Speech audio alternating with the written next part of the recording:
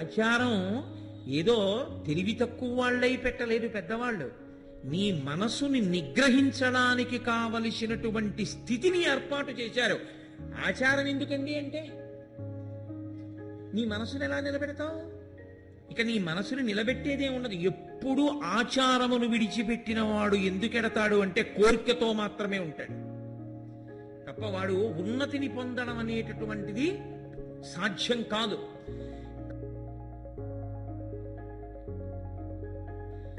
మనసులో ప్రేమ ఉన్నది అనడానికి గుర్తు కర్మగా ప్రకటనమవడమే. మామిడి పళ్ళు పంపకుండా ఎలా ఉండగలిగావు? నీ మనస్సులో నిజంగా ఈశ్వరుడి మీద భక్తి ఉంటే ఆచారమును పాటించకుండా ఎలా ఉంటావు? ఆచార భ్రష్టుడం ఎందుకు అవుతావు వేదాన్ని తిరస్కరించి? ఇక్కడ వస్తోంది వితండవాదన. దీన్ని వితండవాదం అంటారు. ఈ వితండవాదన పోగొట్టాలి. అందుకని మహానుభావుడు ఆసీతి హిమాచల పర్యంతము సత్యదండాన్ని చేత్తో పట్టుకుని కుక్కల్ని కొట్టినట్టు కొట్టాడు. ఎవడరా అనాచారమును ప్రబలేటట్టు చేస్తున్నవాడు, ఎవడురా శూన్యవాదాన్ని లోకంలో ప్రచారం చేస్తున్నవాడని కుక్కని కొట్టడానికి కర్ర పట్టుకున్నట్టు సత్యదండం పట్టుకుని శంకరులు బయలుదేరారు. కాబట్టి వైదిక ధర్మం నిలబడింది. శంకరులే బయలుదేరిన నాడు ఏమీ లేదు. లోకం వేదము లేదు, ఈ పూజ లేదు, ఈ పురస్కారం లేదు, ఈ గుడి లేదు, నా ప్రవచనం లేదు, మీరు వినడము లేదు. అందుకే శంకరులకు ఈ జాతి రుణపడిపోయింది. శంకరులు లేని నాడు వేద ధర్మమే లేదు. దక్షిణామూర్తి స్వరూపంలో కూర్చున్నటువంటి పరమేశ్వరుడు సనకసనందనాదులకు మాత్రమే అందుబాటులో ఉన్నవాడు. అటువంటి దక్షిణామూర్తి స్వరూపంగా ఉన్నటువంటి పరమేశ్వరుడు లోకమునకు ధర్మ ప్రబోధాన్ని చెయ్యవలసినటువంటి అవసరం ఏర్పడింది. ఎందుచేత అంటే మీరు కొంచెం జాగ్రత్తగా పరిశీలనం చేస్తే అసలు మతమన్న మాట అన్వయం అవ్వదు సనాతన ధర్మానికి. మతము అంటే ఒక మతిలోంచి పుట్టినది. అది ఎవరో ఒక్కరి యొక్క మస్తిష్కంలోంచి ఆవిర్భవించినది కాదు. అది సనాతనము. ఈశ్వరుడు ఎప్పుడున్నాడని మీరు అనుకుంటున్నారో అప్పటి నుంచి కూడా ఈ ధర్మం ఉన్నది. దీని పేరే ధర్మము. అంతే, సనాతనమైన ధర్మము. ధర్మము అనేటటువంటి మాట సంస్కృతంలో ఉన్న ఈ మాట అసలు చాలా భాషలలో లేనే లేదు. అందుకే మీకు ఇంగ్లీష్లో ధర్మము అనేటటువంటి మాటకి సమానమైనటువంటి మాట లేక వాళ్ళు ఏం చేస్తారంటే ధర్మాన్ని ఇంగ్లీష్లో ధర్మ అని రాసుకుంటారు. DHARMA అని రాస్తారు తప్ప అసలు ధర్మమునకు తుల్యమైనటువంటి మాటే లేదు. అసలు ధర్మము అనబడేటటువంటి మాటకి తుల్యమైన మాట లేని భాషని పలికేటటువంటి వాళ్ళకి ధర్మం గురించి తెలిసిన ఎలా అనుకుంటారు? ధర్మం గురించి తెలిసిన జాతి ఏదైనా ఉంటే ఒక్క ఆర్ష సంప్రదాయంలో ఉన్నటువంటి సనాతన ధర్మమునందున్న వారికి మాత్రమే తెలుసు. అటువంటి సనాతన ధర్మమునందు వ్యక్తి ఎలా జీవించాలి అనేటటువంటిది వేదమునందు చెప్పబడింది. ఆ వేదము ఈశ్వర ప్రోక్తము, అపౌరుషేయము. అది మనుష్యులు చెప్పినది కాదు. అటువంటి వేదము మనకి ఒక నిబంధన విధించింది. ఏమిటి ఆ సిద్ధాంతం అంటే కృతజ్ఞతతో జీవించడం. దేవతలకి మనుష్యులకు ఒక అవినాభావ సంబంధం. నేను నిన్న మీతో పేర్కొన్నాను ఒక విషయాన్ని. ఒక వర్గము దేవతలు, ఒక వర్గము మనుష్యులు, ఒక వర్గము రాక్షసులు, ఒక వర్గము ఋషులు. ఇందులో ఋషులు ధ్యానమునందు ఈశ్వరవాక్కు విని మంత్రశక్తిని కల్పించారు, మంత్రములను మనకిచ్చారు. దేవతలు మనకి ఉపకారం చేయడం కోసం వర్షం కురిపిస్తారు. దేవతలు మనకి కావలసినటువంటి సుఖములకు స్థానములను ఉద్దీపనం చేస్తారు. మనం దేవతలకి కావలసినటువంటి అన్నాన్ని సమకూరుస్తాం. ఇది వేదమునందు ఏర్పాటు చేసినటువంటి వ్యవస్థ, ఈశ్వరుడు పెట్టిన వ్యవస్థ. దేవతలు వర్షం కురిపిస్తే మనకు అన్నం దొరుకుతుంది. మనం ఏం చేస్తామంటే దేవతల పేరు చెప్పి స్వాహాకారంతో హవిస్సునిస్తాం. ఈ హవిస్సు దేవతలు పుచ్చుకుంటారు. పుచ్చుకుని వాళ్ళ కడుపు నిండి వాళ్ళు సంతోషిస్తారు. వీళ్ళు కృతజ్ఞతతో బ్రతుకుతున్నారు అని మళ్ళీ అభ్యున్నతికారకమైనటువంటి వాటిని వాళ్ళు మనకు అనుగ్రహిస్తారు. కాబట్టి దేవతలు మనుష్యుల మీద ఆధారపడతారు అన్నానికి, మనుష్యులు దేవతల మీద ఆధారపడతారు అన్నానికి. ఇది ఒక చక్రం, ధర్మచక్రం.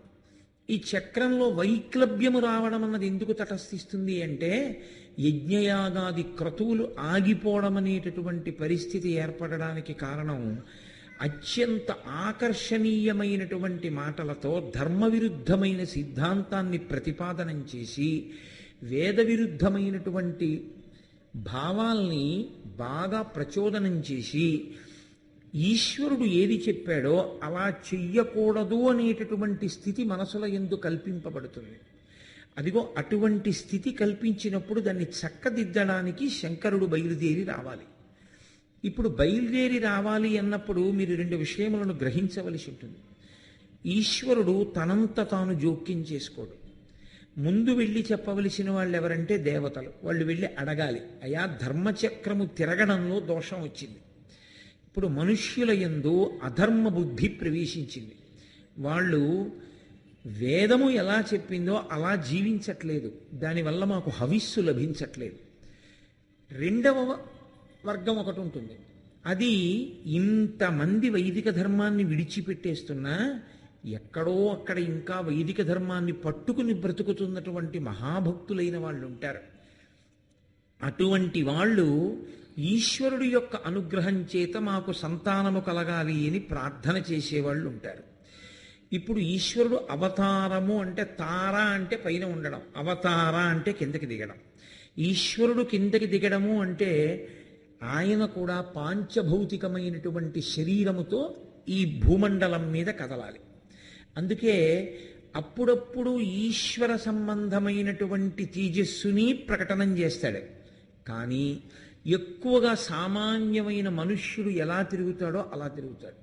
ప్రత్యేకించి చైత్ర వైశాఖ మాసములు రెండు మనుష్యుల జీవితానికి కట్టుబాటు నేర్పినటువంటి ఇద్దరు మహాపురుషులు పుట్టినటువంటి నెలలు. చైత్రమాసంలో నవమి నాడు రామచంద్రమూర్తి ఆవిర్భవించారు, మనుష్యులకు నడవడి నేర్పారు.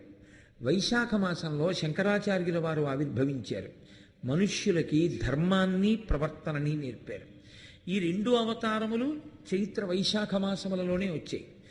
ఇందులో అప్పుడప్పుడు అతిమానుష చేష్టితములు ప్రకటింపబడతాయి.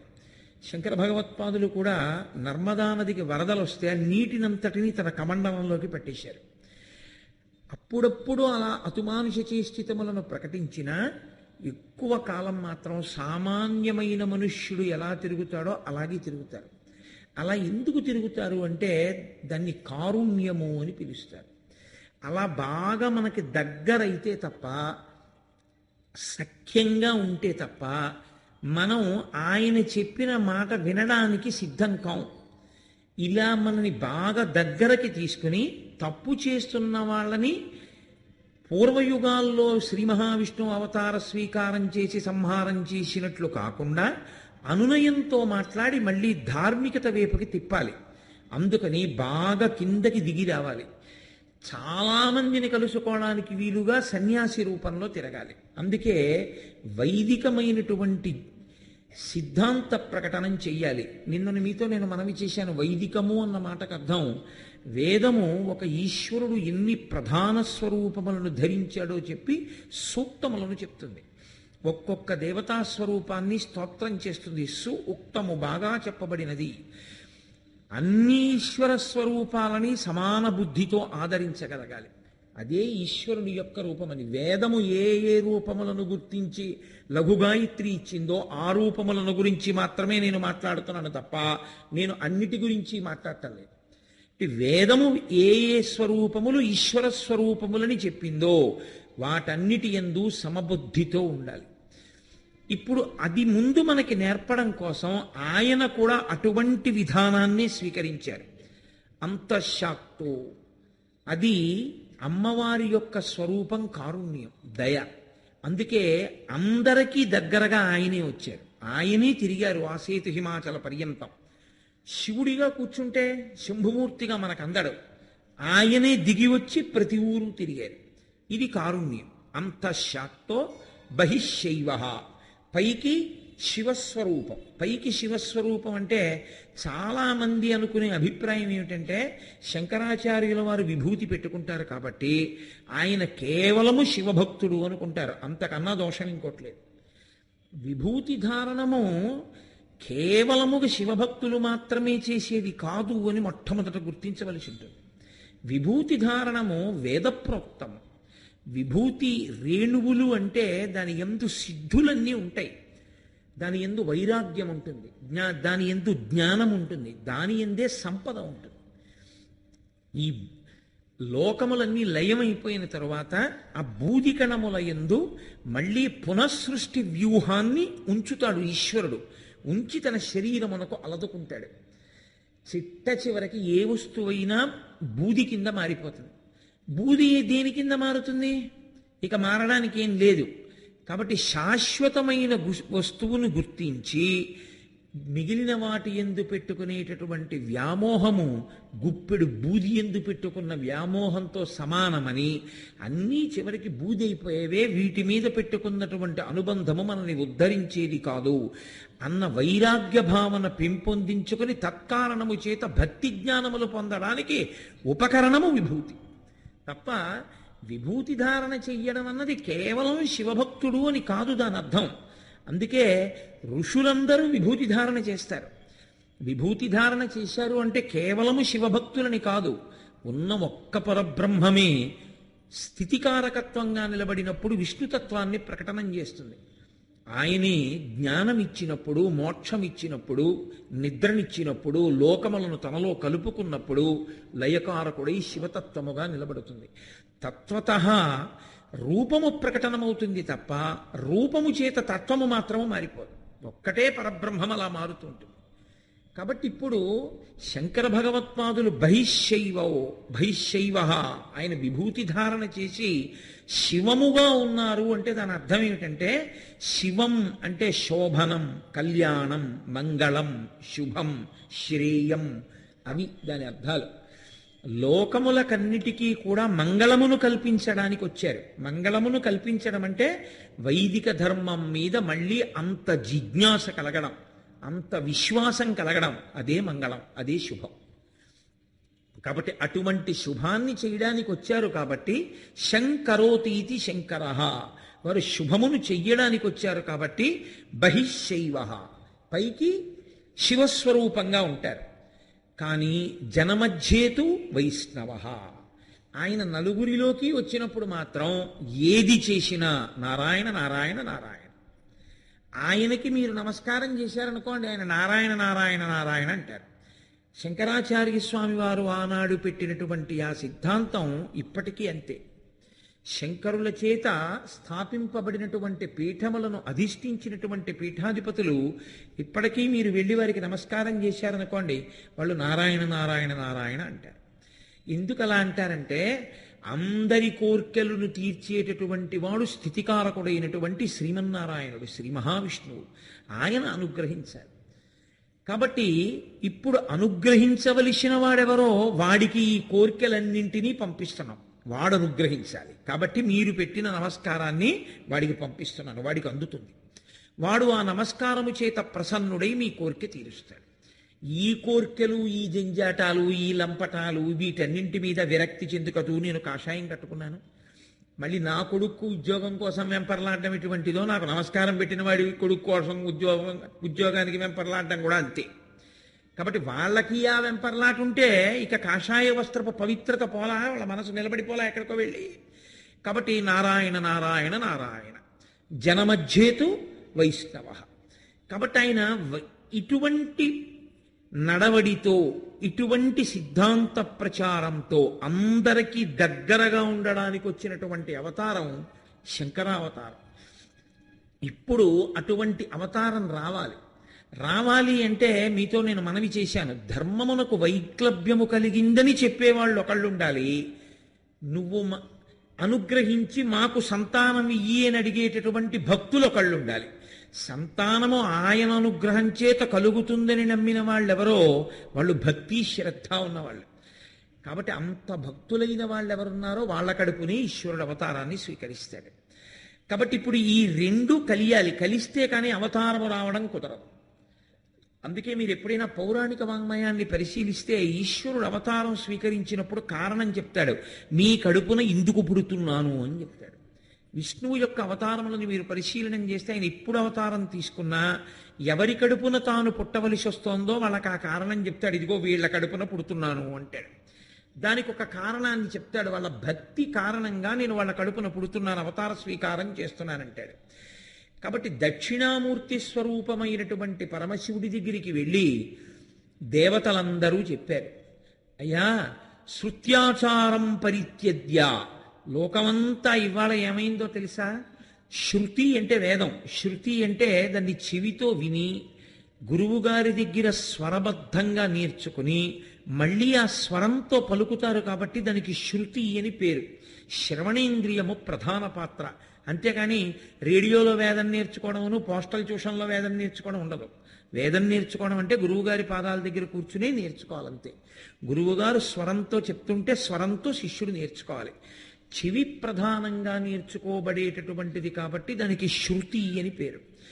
అటువంటి శృతి ఏ విధానాన్ని చెప్పిందో, ఎలా బ్రతకండి అని చెప్పిందో, ఎటువంటి ఆచరణ ఉండాలి అని చెప్పిందో ఆ ఆచరణని లోకం విడిచిపెట్టింది.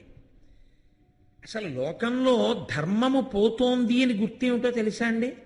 ఆచార నిరసనము ప్రారంభమవుతుంది. నువ్వు ఇలా చెయ్యక్కర్లేదంటాడు. ఎవరు చెప్పారండి? అవన్నీ ఏం అక్కర్లేదంటాడు. అంతే. అవన్నీ ఏం అక్కర్లేదండి అనడంలోనే ఉపద్రవం ప్రారంభమవుతుంది. నేను మీతో ఒక్క మాట మనవి చేస్తాను, గుర్తుపెట్టుకోండి. ఒక డాక్టర్ గారు చాలా పెద్ద సర్జన్. ఆయన కత్తి పట్టుకుని అడ్డంగా గుండె కోసేయగలడు. ఓ గోరు చుట్టు కొయ్యడానికి వెళుతున్నాడు ఆపరేషన్ థియేటర్లోకి. ఆయన ప్యాంటు చొక్కా చెప్పులతోటి వెళ్ళడు ఆ శస్త్రచికిత్స చెయ్యవలసిన గదిలోకి. ప్యాంటు చొక్కా వాచి అన్నీ తీసేసి బయట పెట్టేసి ఒక ఆకుపచ్చటి బట్టలు వేసుకుని లోపలికి వెడతాడు.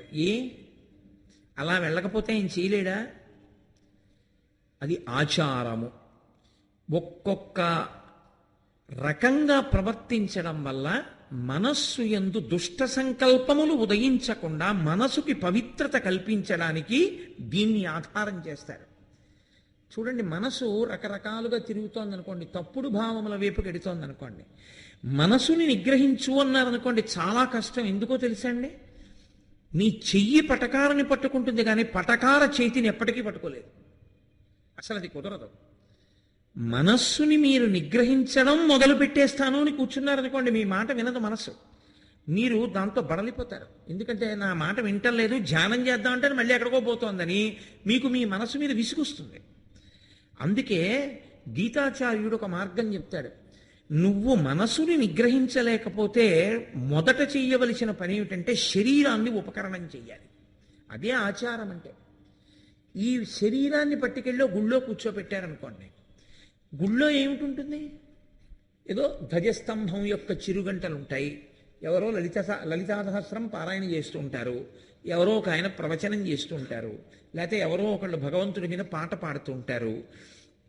ఇప్పుడు మనసు జ్ఞానేంద్రియముల ద్వారా వీటి వంక చూడడం మొదలుపెట్టి దానికి ఉన్నటువంటి బలహీనత ఏమిటో తెలుసా అండి? ఏనుగు తనని కట్టవలసిన గొలుసు తానే అందించినట్లు రోజు సాయంకాలం 6 గంటలకి గుడికెడతాను అని మీరు 10 రోజులు వెళ్ళారనుకోండి, విసుక్కుంటూనో కసురుకుంటూనో, 11వ రోజున 6 అయింది గుడికి వెళ్ళాలి కదూ అని అదే గుర్తు చేస్తుంది తప్ప వీడు ఇవాళ ఏదో పనిలో ఉన్నాడు ఏమార్చేద్దాం అనుకోదు. 6ంటికి గుడికి వెళ్ళాలి కదా అంటుంది విసుక్కుంటూ. మీరు వెళ్ళగా వెళ్ళగా వెళ్ళగా వెళ్ళగా ఏమవుతుందో తెలుసా?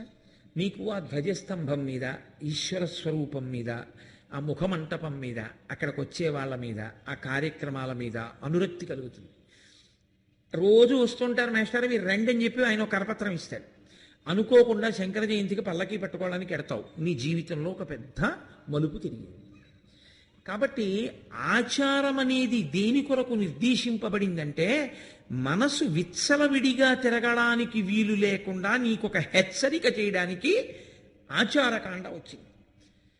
అబ్బాయి ఒక మడిబట్ట కట్టుకో అంటే, మడిబట్ట కట్టుకుంటేనే పూజ చెయ్యాలా అండి అన్నావనుకో, అది వితండవాదన. మడిబట్ట కట్టుకుని నువ్వు కూర్చుంటే నేను ఒక ప్రత్యేకమైనటువంటి స్థితిలో ఉన్నాను, ఇప్పుడు నేను ఒక పవిత్రమైన స్థితిలో ఉన్నాను, ఆ పవిత్రత నా మనసు కూడా అలా ఉండాలి. ఇప్పుడు నేను అన్యథా ఆలోచనలు చేయకూడదు, కోపంగా మాట్లాడకూడదు, ఇప్పుడు నేను ఎవరి మీద కేకలేయకూడదు, ఇప్పుడు నేను మధ్యలో ఎవరితో ఏమీ మాట్లాడకూడదు. ఇది కట్టుకుని ఎంతసేపు ఉంటానో అంతసేపు భగవత్ సంబంధమైన ఆలోచనతోనే ఉండాలి. చాలదా? ఒకానొకప్పుడు ఒక గురువుగారు దయానంద సరస్వతి గారిని ఒక ఆవిడ అడిగింది, మా అత్తగారు పూజ చేస్తుంది ఒక గంట సేపు రోజు, ఆ గంట సేపే ఆవిడ మాట్లాడరు, మిగిలినటువంటి సమయంలో నిద్రపోతే తప్ప ఆవిడ తిడుతూనే ఉంటుంది. ఆవిడ పూజకి ఏమిటి ఫలితం అని అడిగింది. అడిగితే దయానంద సరస్వతి అన్నారు, ఆ గంట సేపు నిన్ను తిట్టకపోవడమే ఆ పూజకి ఫలితం. అది కూడా లేకపోతే ఆ గంట సేపు మౌనంగా ఉండడానికి ఆస్కారం ఎందుకు వచ్చింది? పూజ అన్న మందిరంలోకి ఒకటి వెళ్ళి కూర్చుంది కాబట్టి. ఆచారం ఏదో తెలివి తక్కువ వాళ్ళై పెట్టలేదు పెద్దవాళ్ళు. నీ మనసుని నిగ్రహించడానికి కావలసినటువంటి స్థితిని ఏర్పాటు చేశారు. ఆచారం ఎందుకండి అంటే నీ మనసుని ఎలా నిలబెడతావు? ఇక నీ మనసుని నిలబెట్టేదే ఉండదు. ఎప్పుడు ఆచారమును విడిచిపెట్టిన వాడు ఎందుకెడతాడు అంటే కోరికతో మాత్రమే ఉంటాడు తప్ప వాడు ఉన్నతిని పొందడం అనేటటువంటిది సాధ్యం కాదు. కాబట్టి ఆచార నిరసనము జరుగుతోంది లోకంలో. శృతి మార్గం పరిత్యజ్య, వేదం ఏం చెప్పిందో ఆ మార్గాన్ని విడిచిపెట్టేస్తున్నారు. కర్మానుష్ఠానం పోతోంది లోకంలో. కాబట్టి జ్ఞానము కలిగే అవకాశం లేదు. భక్తి అన్న మాటకు అర్థం లేదు. కాబట్టి ఈశ్వర ప్రమాదం వస్తోంది లోకంలో. ఇప్పుడు లోకమునకంతటికీ కూడా మళ్ళీ వైదిక ధర్మాన్ని నిలబెట్టవలసినటువంటి అవసరం వచ్చింది. కాబట్టి మీరు అవతార స్వీకారం చేసి రావలసింది. ఇక్కడ మీరు ఒక విషయాన్ని గమనించాలి. ఎప్పుడైతే లోకమునందు ఆచారము భ్రష్టమైందో ఒక మాట ప్రబలుతుంది. ఏమిటో తెలుసా అండి? లోపల భక్తి ఉంటే చాలదేమిటండి అంటాడు. నేను మిమ్మల్ని ప్రశ్న వేస్తాను, మీరు ఆలోచించండి. నాకు మా అబ్బాయి మీద చాలా ప్రేమ ఉంది మనసులో. అక్షయ తృతీయ కదా అని చెప్పి మా ఇంటికి వచ్చిన వాళ్ళందరూ పట్టుకొచ్చి బోల్డ్ అని మామిడి పళ్ళు ఇచ్చారు. మామిడి పళ్ళు పెట్టిన గదిలోకి వెడితే మంచి సువాసన వస్తుంది. అరే, నా కొడుక్కి మామిడి పళ్ళు అంటే చాలా ఇష్టం, పాపం వాడు ఉంటే తినేవాడే అని మనసులో అనిపించింది. నా మనసులో ప్రేమ లేదేమిటి? అందుకని నేను ఊరుకున్నానా? నా మనసులో ప్రేమ ఉంది కాబట్టి నాకు అత్యంత సన్నిహితులైన వాళ్ళని పిలిచి, ఏమండి ఈ మామిడి పళ్ళన్నీ ఓ అట్టపెట్టెలో పెట్టి హైదరాబాద్ వెళ్ళే బస్సులో ఇస్తే అవి అక్కడ మా వాడు తీసుకునే అవకాశం ఏమైనా ఉంటుందా అంటే, గురువుగారు ఉండండి ప్రయత్నం చేస్తామని మా ఇంటికి వచ్చి ఒక బస్సు వాళ్ళని పట్టుకున్నామండి, మీరు అట్టపెట్టి కట్టిచ్చేసి దాని మీద అడ్రస్ రాసేస్తే రేపొద్దున్న ఆ బస్సు దగ్గరికి వెళ్ళి మీ అబ్బాయి అట్టపెట్టె తీసేసుకోవచ్చు. కాబట్టి మీరు అట్టపెట్టెలో మామిడి పళ్ళు పెట్టి ఇచ్చేయండి అంటే సంతోషంగా అట్టపెట్టెలో అన్ని మామిడి పళ్ళు పెట్టి తాడు కట్టేసి ఇచ్చేస్తున్నానా లేదా? ఎందుకు ఇచ్చాను? ఏమి నా మనసులో ప్రేమ ఉంటే చాలదేమిటి? మామిడి పళ్ళు పెట్టడం ఎందుకు? నా కొడుకు కన్నానా? మనసులో ప్రేమ ఉన్నది అనడానికి గుర్తు కర్మగా ప్రకటనమవడమే. మామిడి పళ్ళు పంపకుండా ఎలా ఉండగలిగావు? నీ మనస్సులో నిజంగా ఈశ్వరుడి మీద భక్తి ఉంటే ఆచారమును పాటించకుండా ఎలా ఉంటావు? ఆచార భ్రష్టుడం ఎందుకు అవుతావు వేదాన్ని తిరస్కరించి? ఇక్కడ వస్తోంది వితండవాదన. దీన్ని వితండవాదం అంటారు. ఈ వితండవాదన పోగొట్టాలి. అందుకని మహానుభావుడు ఆసీతి హిమాచల పర్యంతము సత్యదండాన్ని చేత్తో పట్టుకుని కుక్కల్ని కొట్టినట్టు కొట్టాడు. ఎవడరా అనాచారమును ప్రబలేటట్టు చేస్తున్నవాడు, ఎవడురా శూన్యవాదాన్ని లోకంలో ప్రచారం చేస్తున్నవాడని కుక్కని కొట్టడానికి కర్ర పట్టుకున్నట్టు సత్యదండం పట్టుకుని శంకరులు బయలుదేరారు కాబట్టి వైదిక ధర్మం నిలబడింది. శంకరులే బయలుదేరిన నాడు ఏమీ లేదు. లోకం వేదము లేదు, ఈ పూజ లేదు, ఈ పునస్కారం లేదు, ఈ గుడి లేదు, నా ప్రవచనం లేదు, మీరు వినడము లేదు. అందుకే శంకరులకు ఈ జాతి రుణపడిపోయింది. శంకరులు లేని నాడు వేద ధర్మమే లేదు. అందుకే ప్రాజ్ఞులు ఒక మాట అంటారు, శంకరుల జోలికి వెళ్ళవద్దు అని చెప్తారు.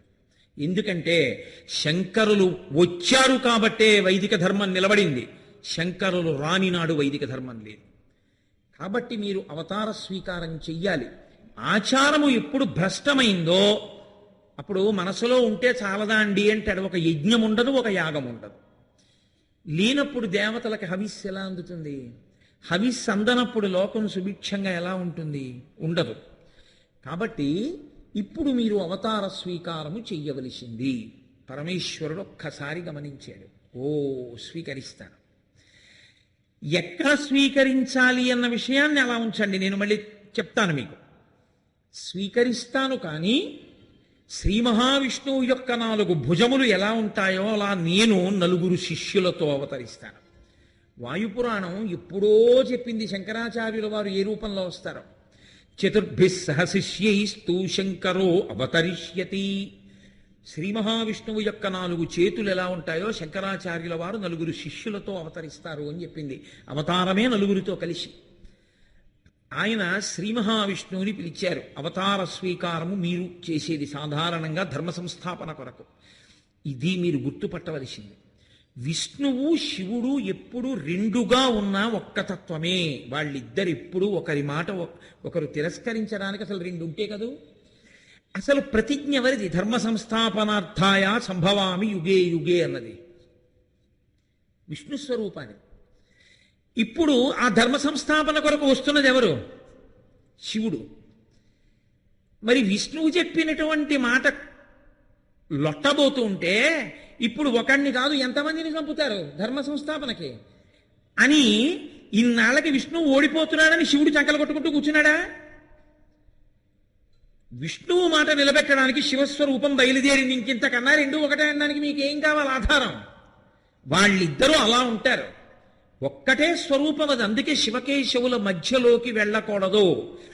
శివుణ్ణి పూజించి విష్ణువుని నిందించకూడదు, విష్ణువుని పూజించి శివుణ్ణి నిందించకూడదు. 2 ఒక్కటే. ఆ స్వరూపమే ఇలా ఉంది, ఈ రూపమే అలా ఉంది. అది పరిపూర్ణమైన భక్తి. అప్పుడు మీరు రామాయణం చదివి పొంగిపోగలరు, శివమహాపురాణం చదివి పొంగిపోగలరు, లలితా సహస్రం చదివి పరవశించగలరు, విష్ణు సహస్రం చదివి రోమాంచితం కాగలరు. లేనినాడు మీ ఇంట్లో కొన్ని పుస్తకాలు ఉంచుకోవడానికి మీరు బెంగెట్టుకుంటారు. ఎందుకు వచ్చిన అల్లరి? కాబట్టి అది వైదికం అంటారు. ఆ స్థితికి ఎదగాలి సాధన చేత మనిషి. కాబట్టి ఇప్పుడు ఆయన అన్నారు, నేను అవతరిస్తాను, నాతో పాటు 9 రావాలి. విష్ణువు పద్మపాదాచార్యుల వారిగా రావాలి, మొదటి శిష్యుడు. బ్రహ్మగారు సురీశ్వరాచార్యుల వారిగా రావాలి. హస్తామలకాచార్యుల వారు వాయుస్వరూపం, వాయువు హస్తామలకాచార్యుల వారిగా రావాలి. అగ్ని తోటకాచార్యుల వారిగా రావాలి. కుమారస్వామి కుమరిల భట్టుగా రావాలి. ఇంద్రుడు సుధన్వుడనబడేటటువంటి రాజుగా రావాలి. ఒక్క సరస్వతీదేవి మాత్రం సరసవాణిగా రావాలి. ఆ అవతారంలో ఆవిడ పేరు సరసవాణి. సరసవాణి అన్న పేరుతో రావాలి. ఇందులో మీకు చమత్కారం ఒకటి ఉంది. విష్ణువు కూడా పద్మపాదాచార్యుల వారిగా వస్తున్నారు, భార్య రాదు. లక్ష్మీదేవి మాత్రం అవతార స్వీకారం చేసి రాదు పద్మపాదాచార్యుల వారితో. పరమశివుడు వస్తున్నాడు, అంతఃశాక్తో దయాస్వరూపమై ఉంటాడు. కానీ ఆయన పక్కన పార్వతీదేవి ఉండదు. బ్రహ్మగారు వస్తున్నారు, సరస్వతీదేవి ఉంటుంది. ఏమి ఎందుకలా ఉండాలి? శంకరాచార్య స్వామి అవతార స్వీకారం చేసినప్పుడు అలా ఎందుకు రావాలి?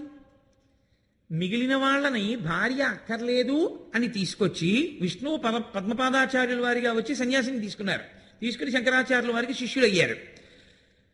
అగ్ని తోటకాచార్యుల వారిగా వచ్చి సన్యాసం స్వీకరించి శంకరాచార్యుల వారి మీద అష్టకమే చేశారు. సరే, వాయువు హస్తామలకాచార్యుల వారిగా వచ్చి చిన్నతనంలోనే మహాజ్ఞానిగా ఉన్నారు. వీళ్ళు 3 అలా ఉన్నప్పుడు సురేశ్వరాచార్యుల వారిగా వచ్చినటువంటి బ్రహ్మగారు మాత్రం భార్యతో కలిసి రావాల్సి వచ్చింది. సరసవాణి అన్న పేరుతో సరస్వతీదేవి వచ్చింది. ఎందుకు రావాలి? ఎందుకు శివుడు అలా శాసనం చేశాడు? నేను వస్తాను, నాకన్నా ముందు మీరు వెళ్ళి ఇలా చేయండి అన్నాడు.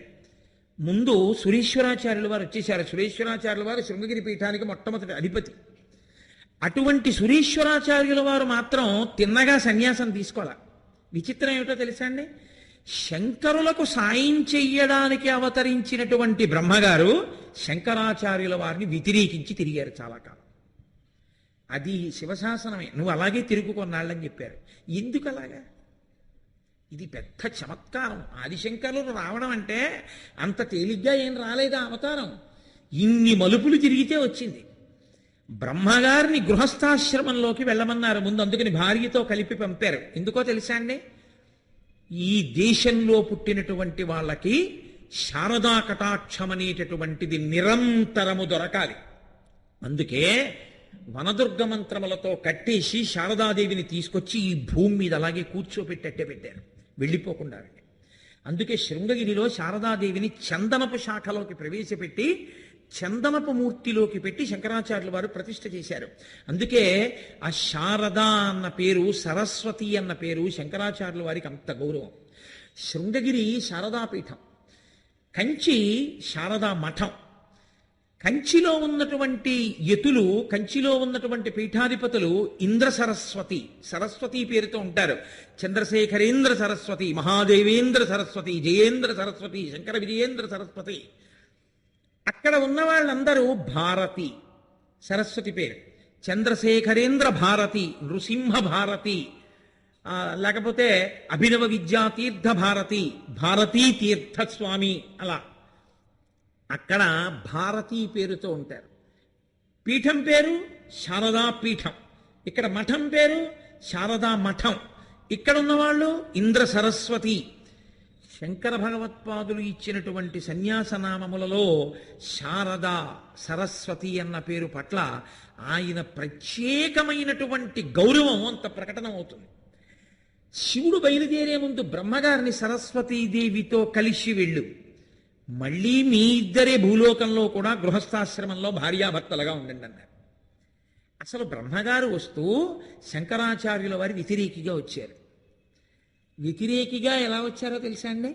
ఆయన మీమాంస అంటే కర్మానుష్ఠానమునందు విపరీతమైన అనురక్తి. శంకరాచార్యుల వారిది జ్ఞాన మార్గం.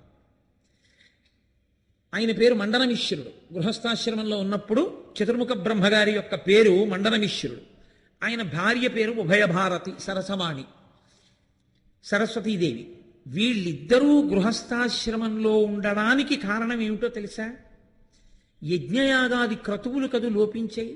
శంకరాచార్య స్వామి వారి అవతారం వచ్చి బోధ చేసే లోపల ముందు దేవతలకు హవిస్సు అందద్దు. హవిస్సు అందాలంటే యజ్ఞయాగాది క్రతువులు ముందు ప్రారంభం అవ్వద్దు. ప్రారంభమై ముందు కర్మ మార్గం ప్రారంభమైతే మళ్ళీ ప్రతివాడు అసలు భగవద్భక్తిరా, స్నానం చెయ్యాలరా, బొట్టెట్టుకోవాలరా, విభూతి ఎట్టుకోవాలరా, నమస్కారం చేసుకోవాలరా, దేవాలయం అంటే ఇలా వెళ్ళాలరా, దేవాలయంలో నైవేద్యం అంటే ఇలా ఉంటుందిరా, మనం వండి పట్టుకెళ్ళండ్రా, దేవాలయంలో ఉండి నైవేద్యం పెట్టింది మనం ప్రసాదంగా పుచ్చుకుంటాన్రా, దేవతలకు నైవేద్యం అంటే సాత్విక పదార్థం నైవేద్యం పెడతారా, మంత్రం అంటే ఇలా ఉంటుంది, యజ్ఞం అంటే ఇలా ఉంటుంది, యాగం అంటే ఇలా ఉంటుంది, హవిస్ అంటే ఇలా ఇస్తారనేటటువంటి జ్ఞానము ముందు కలిగితే తర్వాత జ్ఞానం అనేటటువంటి మెట్టి ఎక్కించాలి. ముందు కర్మ మార్గమును పరిపుష్టం చెయ్యాలి. చేస్తే తప్ప జ్ఞానం ఏర్పడదు. భక్తితో కూడిన కర్మాచరణం చేస్తే కదా జ్ఞానం. అందుకని ముందు బ్రహ్మగారు రావాలి. మీరు చూడండి, ఎప్పుడైనా బ్రహ్మగారు వేదం చెప్తుంటారు. వేదం చెప్తారు. మీరు యజ్ఞం చేసేటప్పుడు నలుగురు ఋత్విక్కులు ఉంటారు. నలుగురిలో యజ్ఞాన్నంతటినీ కూడా నిర్వహణ చేసే వ్యక్తికి బ్రహ్మస్థానము అని పేరు. ఆయన బ్రహ్మస్థానంలో ఉన్నవాడు ఎప్పుడు అగ్నిహోత్రం దగ్గర కూర్చుని స్వాహ అని హవిస్సు ఇప్పించి దేవతలందరికీ అన్నం పెట్టిస్తూ ఉంటాడు. బ్రహ్మస్థానంలో ఉన్నవాడు మంత్రం చెప్తుంటాడు. ఇది కర్మ మార్గమునందు మంచి దిట్ట అయి ఉంటాడు. బ్రహ్మగారిని తీసుకొచ్చి అకస్మాత్తుగా నువ్వు గృహస్థాశ్రమంలో ఉండకూడదు, నువ్వు యజ్ఞం చేయకూడదు, యాగం చేయకూడదు, నువ్వు సన్యాసి అయిపో అంటే తడబడతాడు. అందుకని బ్రహ్మగారిని తీసుకొచ్చి ముందు గృహస్థాశ్రమంలోకి వెళ్ళు, సరస్వతీదేవితో కలిసి వెళ్ళి కర్మ మార్గ ప్రచారం చేయి.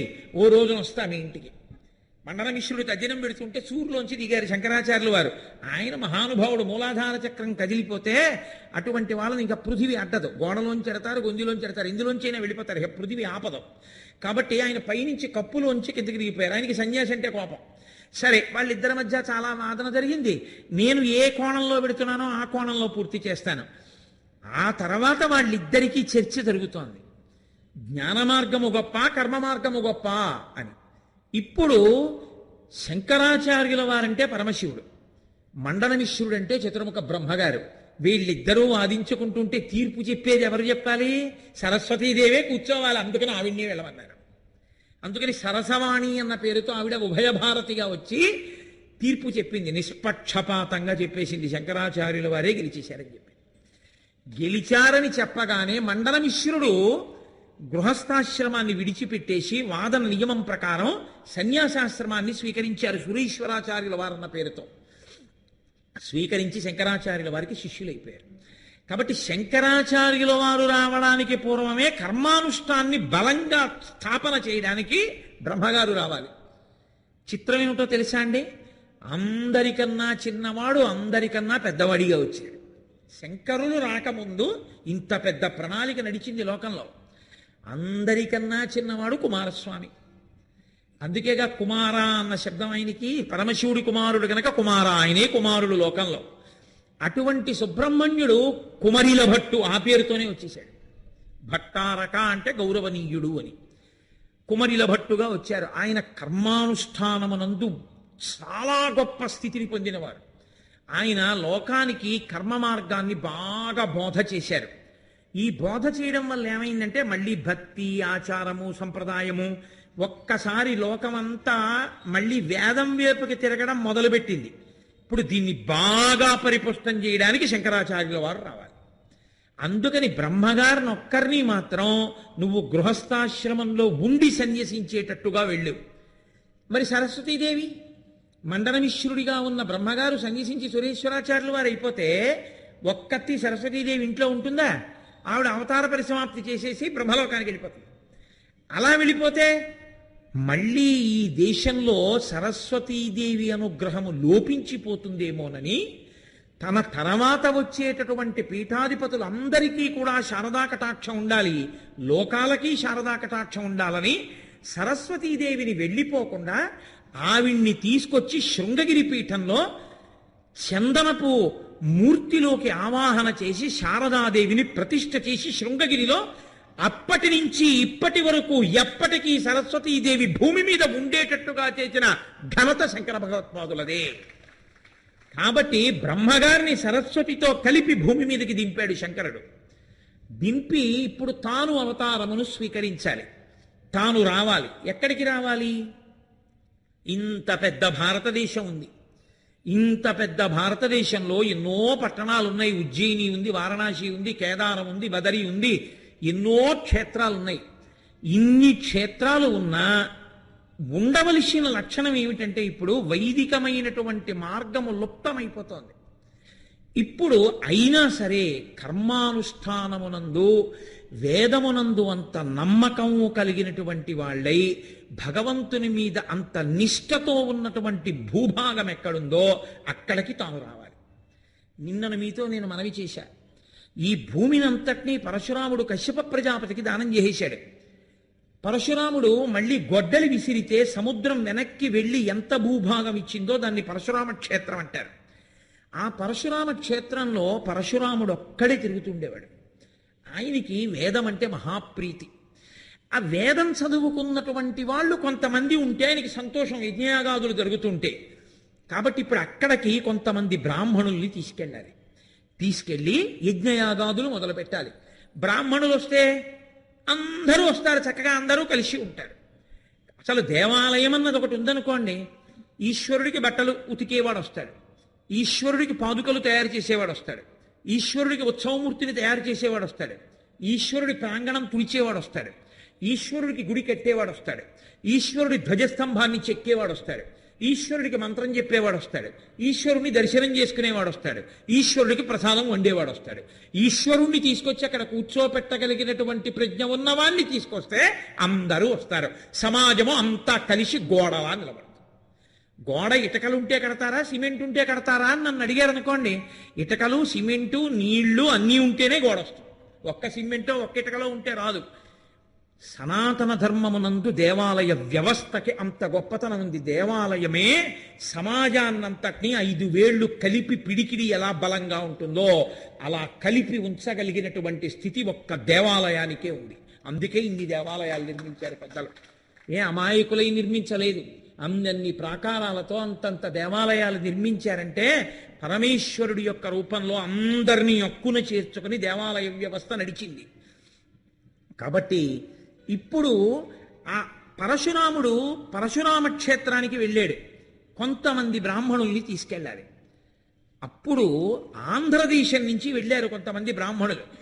వెళ్ళినటువంటి వేదం బాగా చదువుకున్నటువంటి వాళ్ళు అక్కడికి వెళ్ళి, చూడండి, మళ్ళీ తన ఊరు వెళ్ళిపోదామని ఒక తాపత్రయం ఉంటుంది. ఏదో ఉపన్యాసం చెప్పడానికి ఏదో ఊరు వెళ్ళామనుకోండి, ఓ వారం రోజులు ఉన్న తర్వాత అబ్బా మళ్ళీ మన ఇంటికి వెళ్ళిపోతే బాగుండు అనిపిస్తుంది. ఏమి వాళ్ళు బ్రహ్మరథం బట్టి పాపం ఎంతో ప్రేమగా చూస్తారు. ఏమి ఇంటికి వెళ్ళిపోవడం అంటే ప్రేమ, వెళ్ళిపోదాం అనిపిస్తుంది మళ్ళీ మన ఇంటికి. అలా వాళ్ళు ఎక్కడ తిరిగి వెళ్ళిపోతారోనని పరశురాముడు ఒక చిత్రమైన స్థితిని కల్పించాడు. ఆయన ఆచారమునందు కొన్ని, వైదికమునందు చిన్న చిన్న మార్పులు కొన్ని చేశాడు. శిఖ ఇక్కడ పెట్టుకుంటారు, ఆయన ఏం చేశాడంటే శిఖ ఇక్కడికి తీసుకొచ్చాడు. ఇక్కడ శిఖ పెట్టుకోవాలి కేరళలో ఉండేటటువంటి బ్రాహ్మణులు అన్నాడు. అందుకే నంబూద్రి శాఖ వారు ఇక్కడ శిఖ పెట్టుకుంటారు. శంకరాచార్య స్వామి వారి తండ్రి గారు తాతగారు ఇక్కడ శిఖతో ఉంటారు. కారణం అది. మీరు ఇప్పటికీ అక్కడికి వెళ్ళి చూస్తే ఇక్కడ శిఖ ఉంటుంది తప్ప ఇక్కడ శిఖ ఉండదు వాళ్ళకి. అటువంటి మార్పులు కొన్ని చేశారు. అలాగే ధర్మమునకు పెద్దపీట వేసి కేరళ దేశంలో నంబూద్రి బ్రాహ్మణ కుటుంబాల్లో ఆస్తినంతటినీ పెద్దవాడికే ఇస్తారు, ఇక మిగిలిన పిల్లలకి ఇవ్వరు. మిగిలిన పిల్లల్ని ప్రయోజకుల్ని చేసి విడిచిపెట్టేస్తారు. పెద్దవాడికి ఆస్తి అంతా ఎందుకు ఇచ్చేస్తారంటే ఆయన ధర్మాన్నంతటినీ నిలబెట్టాలి. ఇంటి బంధువుల్ని, యజ్ఞయాగాది క్రతువుల్ని, అన్నిటినీ ధార్మిక కార్యక్రమాలన్నీ పెద్ద ఆయన చేస్తాడు. అందుకని పెద్ద ఆయనకి ఆస్తి ఇచ్చేస్తారు. ఇటువంటి మార్పులు కొన్ని చేస్తే వాళ్ళు మళ్ళీ తిరిగి వచ్చేసారు అనుకోండి, అదేమిటో నువ్వు శకిలా పెట్టుకున్నావు అంటారు. అందుకని వీళ్ళు మళ్ళీ మళ్ళీ ఇంటికి వెళ్ళిపోకుండా ఇక్కడే ఉంటారని ఆయన ఆ ప్రయోగం చేశారు. చేసి పరశురాముడు మధ్యశిఖ అవి సృష్టించాడు. అక్కడ ఉండడం మొదలుపెట్టారు. అందుకే ఆ దేశానికి మలయాళ దేశము అని పేరు. మలయాళ దేశము అన్న పేరు ఎందుకు వచ్చిందో తెలుసా అండి? మలయ ఆళి రెండు మాటలు. మలై అంటే పర్వతములు, ఆళి అంటే సముద్రము. పర్వతములు ఒక పక్క, సముద్రము ఒక పక్క ఉండి సస్యశ్యామలమైన భూభాగంతో ఉంది కాబట్టి దానికి మలయాళ దేశం అని పేరు. మలై అళి ఆ రెండిటి మధ్యలో ఉన్నది. కేరళ అంటారు దాన్ని. కేరం అంటే కొబ్బరి, కొబ్బరి చెట్లు విపరీతంగా ఉన్నటువంటి ప్రాంతం కాబట్టి కేరళ అని పేరు. కేరళ అని పైకంటాం, మలయాళ దేశము అని ఆ భూభాగాన్ని పిలుస్తాం. కాబట్టి అక్కడ పరశురామ క్షేత్రం కాబట్టి మిగిలిన చోట్ల వైదిక ధర్మం ఎంత లుప్తమైపోయిందో అంతగా కేరళలో లుప్తం అవ్వలేదు. మరి ఆ తర్వాత ఎందుకయిందంటే అంటారేమో, సముద్రంలో వచ్చారు. మళ్ళీ వచ్చేటప్పటికి అక్కడ మళ్ళీ వైదిక సంప్రదాయం అంతా బాగా లుప్తమైంది. కానీ ఇప్పటికీ మలయాళ దేశానికి ఉన్న గొప్పతనం ఏమిటో తెలుసా? వాళ్ళ ఇళ్ళు మనలా 100 గజాలు 150 గజాల్లో కట్టుకోరు. నేను మా మోహన్ రావు గారితో వెళ్ళినప్పుడు ప్రత్యేకంగా శంకర భగవత్పాదులు కనకధార చేసినప్పుడు బంగారపు కాసులు ఏ ఇంటిలో కురిశాయో ఆ ఇల్లు దర్శనం చెయ్యాలి అని వెతుక్కుని వెతుక్కుని వెతుక్కుని వెతుక్కుని వెళ్ళాం. ఇప్పటికీ స్వర్ణతమనాయ్ అని బోర్డు ఉంటుంది ఆ గేటు మీద. అక్కడే శంకరాచార్యులు వారు నిలబడి కనకధార చదివితే లక్ష్మీదేవి కనకపు కాసులు కురిపించింది ఆ ఇంటి ముందు. ఆ ఇంట్లో ఇప్పటికే ఆ తరాల వాళ్ళు ఉన్నారు కాపరం చేస్తూ. పెద్ద భవంతి బయట గోడ మీద ఉంటుంది స్వర్ణతమనాయ్ కనకధార జరిగినటువంటి ఇల్లు అని. అటువంటి ప్రదేశాల్లో కేరళలో ఒక లక్షణం ఉంది. వాళ్ళు కావు అంటారు ఇల్లు కట్టుకుంటే. కావు అంటే ఏమిటో తెలుసా అండి? పెద్ద విశాలమైన ప్రాంగణం ఉంటుంది. 2 ఎకరాల స్థలంలో కట్టుకుంటారు ఇల్లు. మధ్యలో ఇల్లు ఉంటుంది, చుట్టూ తోటలు ఉంటాయి, రకరకాల తోటలు. ప్రత్యేకించి సుగంధ ద్రవ్యాలు వేసుకుంటారు, మిరియాలు, లవంగాలు, యాలుకలు. అందుకే మీరు కేరళలో కాలడీ అగ్రహారం వైపుకే లోపలికి వెడితే ఇల్లు అయ్యి వీళ్ళు ఎలా ఉంటారు అనిపిస్తుంది మనకి. చాలా ఆశ్చర్యంగా ఉంటుంది నిజంగా. చెట్లు కనపడవు, చెట్లని తీగలు అల్లేసుకుని ఉంటాయి.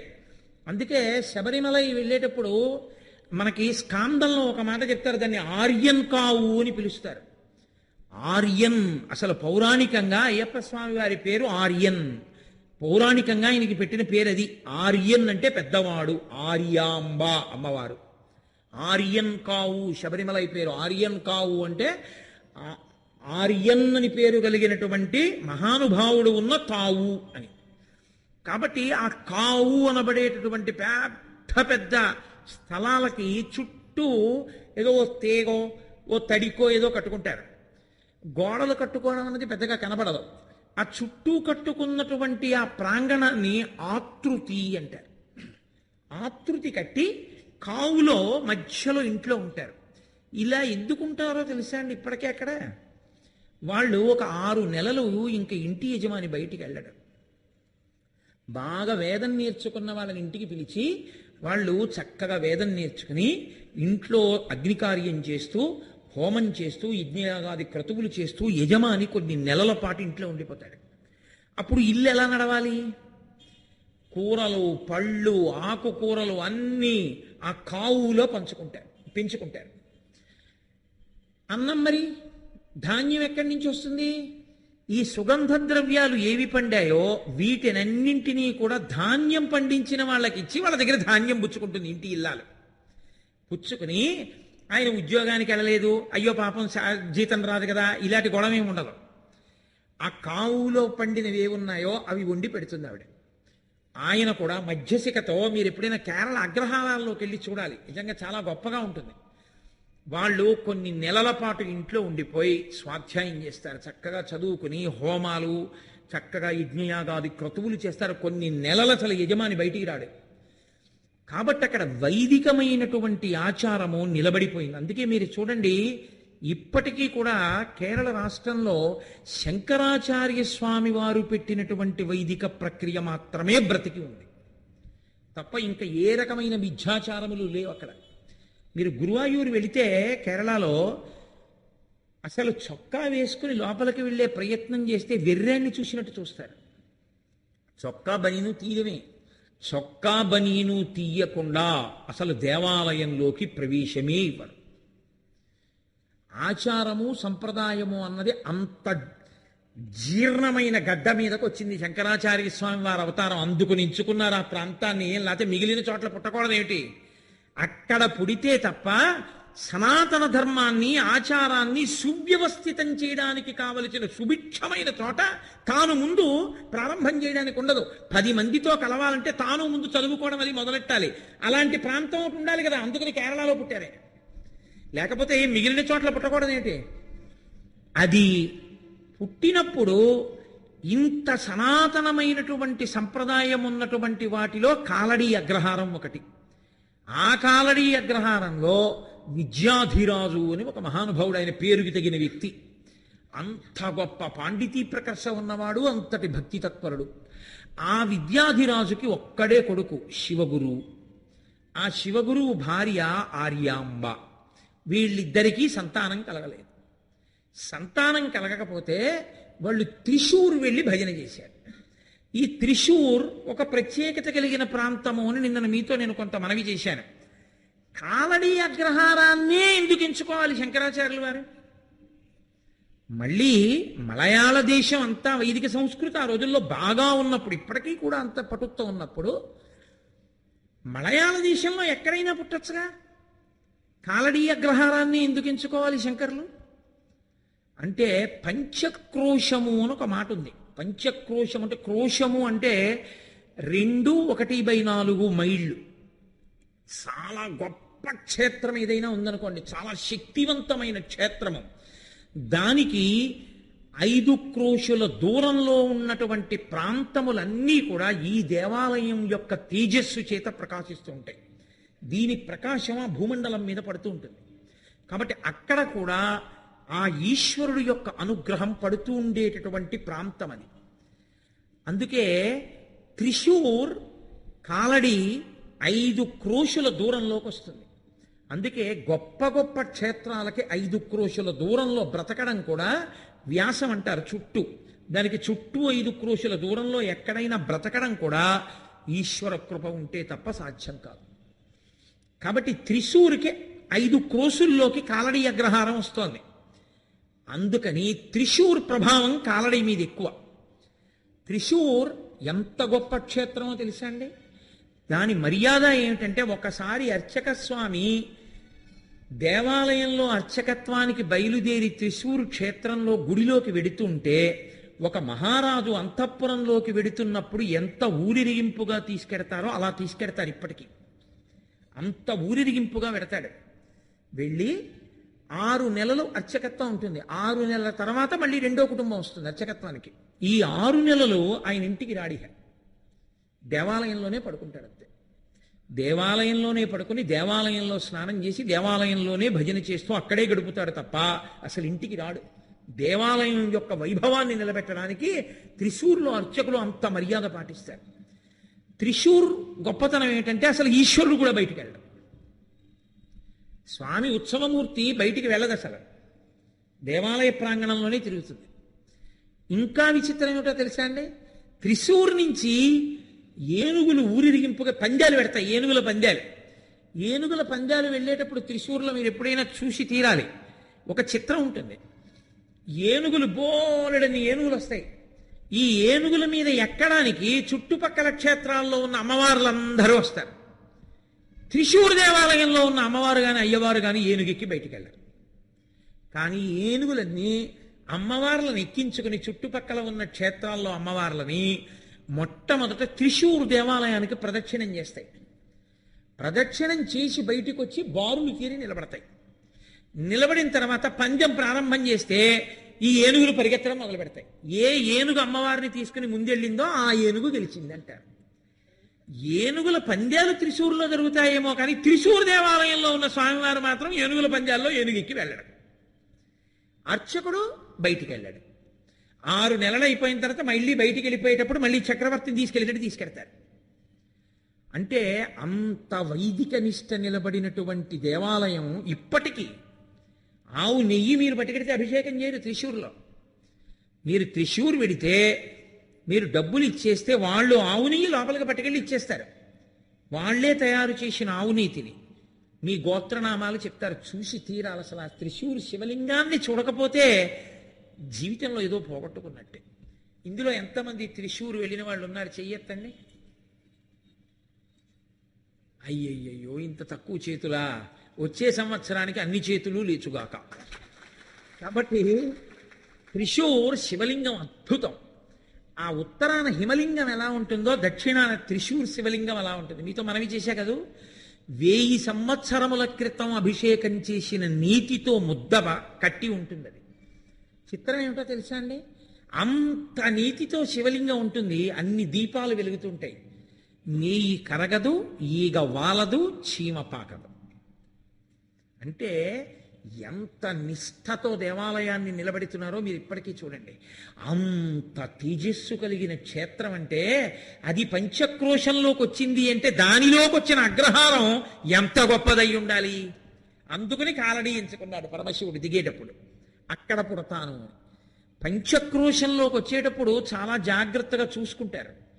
ఎందుకనంటే ఒకానొకప్పుడు కంచికామకోటి పీఠాధిపతి చంద్రశేఖరేంద్ర సరస్వతి 4, అంటే చంద్రశేఖరేంద్ర సరస్వతి పేరు మీద చాలా మంది ఉన్నారు పీఠాధిపతులు. అందులో 4 అంటే 4వ వారు అప్పటికి ఆ పేరుతో. ఆయన పీఠాధిపత్యంలో ఉండగా కంచిలో ఒక గొప్ప విచిత్రం జరిగింది. ఒకేసారి ఆర్కాట్ నవాబ్కి, హైదరాలీకి, ఈస్ట్ ఇండియా కంపెనీకి, ఫ్రెంచి వారికి యుద్ధం ప్రారంభమైంది. ఈ యుద్ధంలో ఎవరికి వాళ్ళకి స్థావరాలు పెట్టుకోవడం కష్టమై మందుగుండు సామాను, యుద్ధ పరికరాలు పెట్టుకోవడానికి కంచెంతా దేవాలయాలే. అందుకని ఎవరికి కనబడిన దేవాలయాన్ని వాళ్ళు కోటల కింద ఆక్రమించేసి దేవాలయాల నిండా ఈ యుద్ధ సామాగ్రి పెట్టుకుని కంచిలో కొట్టుకోవడం మొదలుపెట్టారు. కంచికామకోటి పీఠాధిపత్యం వహిస్తున్న చంద్రశేఖరేంద్ర సరస్వతి 4 వీళ్ళు యుద్ధం చేసుకుని వచ్చి బంగారు కామాక్షి అమ్మవారిని పట్టుకుపోతారో ఏమిటోనని బంగారు కామాక్షి అమ్మవారిని పట్టుకుని ఆయన వెళ్ళిపోయారు. అప్పుడు వెళ్ళిపోయింది కామాక్షి. బంగారు కామాక్షి అప్పుడు ఉండేది కంచిలో. ఇప్పటికీ మీరు కంచిలో కామాక్షి అమ్మవారి ముందు నిలబడి ఇలా ఎడం పక్కకి చూస్తే స్వర్ణ కామాక్షి మంటపం ఉంటుంది. అది ఖాళీగా ఉంటుంది. అక్కడే ఉండేది తల్లి. తంజావూరు వెళ్ళిపోయింది ఆవిడ.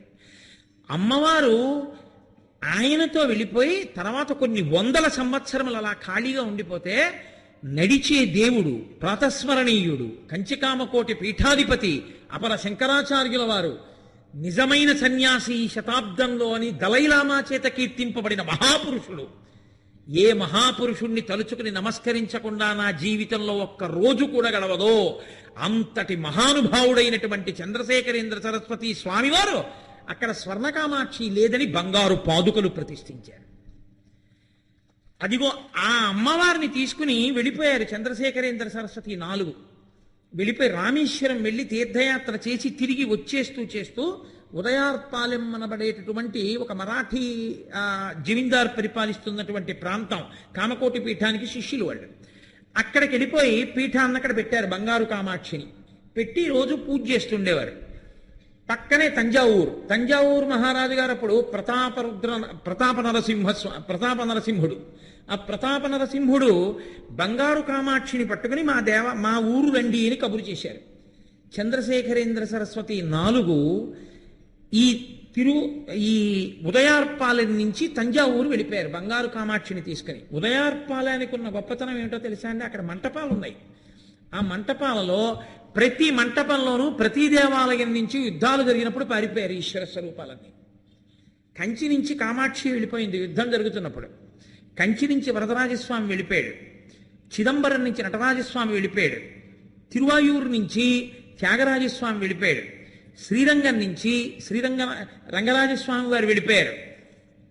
ఇలా అందరు స్వాములు వెళ్ళిపోయారు. అంటే మీరు నన్ను ప్రశ్న ఇయ్యచ్చు, ఏమండి ఈశ్వరుడు కూడా ఇలా యుద్ధాలకు భయపడి పారిపోతుంటాడండి అని. యుద్ధాలకు భయపడి పారిపోవడం కాదు, మన మీద అసహ్యించుకుని ఈశ్వరుడు వెళ్ళిపోయాడని బుద్ధి తెచ్చుకుని బతుకుతారేమో అని వెళ్ళిపోతాడు. ఇంటి యజమాని చూడండి, ఇంట్లో ఎంత చెప్పినా కొడుకులు వినకుండా దెబ్బలాడుకుంటున్నారు అనుకోండి, అసహ్యం వేసి ఏదో రోజున ఉత్తరీయం భుజం మీద వేసుకుని కాశీ వెళ్ళిపోతాడు. కాశీ వెళ్ళిపోయాడు అంటే ఆయన భయపడి వెళ్ళిపోయాడా, అసహ్యం వేసి వెళ్ళిపోయాడా? అసహ్యం వేసి వెళ్ళిపోయాడు. అప్పుడు నాన్నగారేది అని కొడుకులు ఇద్దరు వెతుక్కుని మనం రోజు నాన్నగారు చెప్పినా వినకుండా దెబ్బలాడుకుంటే అసహ్యం వేసి నాన్నగారు వెళ్ళిపోయారని చెప్పి ఇద్దరు వెళ్ళి నాన్నగారి కాళ్ళ మీద పడి, నాన్నగారండి ఇంకెప్పుడు దెబ్బలాడుకొని రండి అంటే నాన్నగారు వస్తారు. అలా అస్తమానం అదే పనిగా కొట్టుకుంటుంటే మనుష్య జాతి అసహ్యం వేసి ఈశ్వరుడు వెళ్ళిపోతూ ఉంటాడు. అందుకని వరదరాజస్వామి వెళ్ళిపోయాడు, కామాక్షి వెళ్ళిపోయింది, నటరాజు వెళ్ళిపోయాడు, రంగరాజు వెళ్ళిపోయాడు, అందరూ వెళ్ళిపోయారు. వీళ్ళందరూ వెళ్ళిపోయి ఎక్కడున్నారంటే అది ఉదయార్పాలెం దేవాలయ మంటపాల్లో ఉండేవారు. ఒక్కొక్కళ్ళకు ఒక్కొక్క మంటపంలో ఉండేవారు. ఈ చంద్రశేఖరేంద్ర సరస్వతి 4 స్వామివారిని తంజావూరు మహారాజు గారు పిలిచాడు. ఆ ప్రతాప నరసింహుడు, అయ్యా బంగారు కామాక్షిని పట్టుకుని మా రాజ్యానికి రండని. ఈయన బంగారు కామాక్షిని పట్టుకుని అక్కడికి వెళ్ళారు. తంజావూరు దేవాలయంలో అమ్మవారిని పెట్టి రోజు పూజ చేస్తూ ఉండేవారు.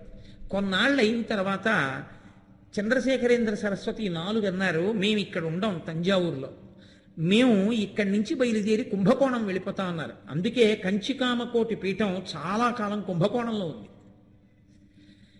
కుంభకోణం ముఖ్య పట్టణంగా ఉండేది కామకోటి పీఠానికి.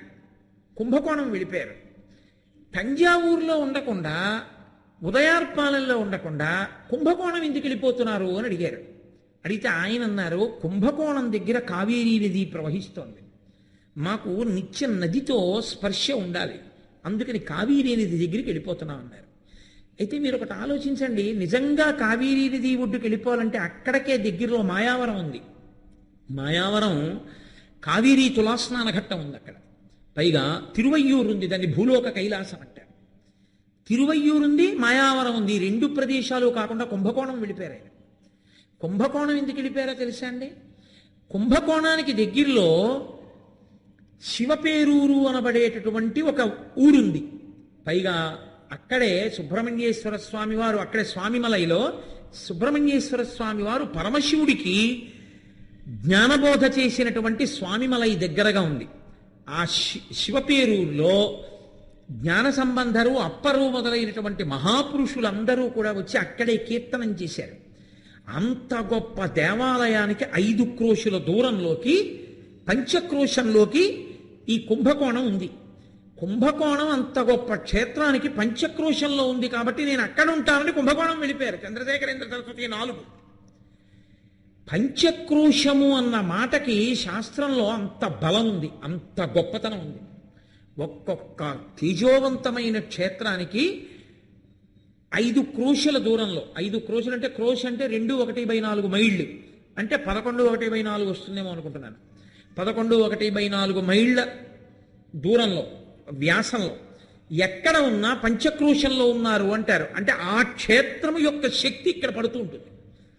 కాలడి అగ్రహారం త్రిశూర్కి పంచక్రోశంలో ఉంది కాబట్టి త్రిశూర్ పరమేశ్వర వైభవము పరిపూర్ణముగా ప్రకాశించినటువంటి ప్రదేశములలో ఒకటి కాలడి. అక్కడున్నాడు మహానుభావుడు విద్యాధిరాజు, ఆయన కొడుకు శివగురువు. ఇప్పుడు ఈ శివగురువు ఆర్యాంబ బిడ్డలు లేరు.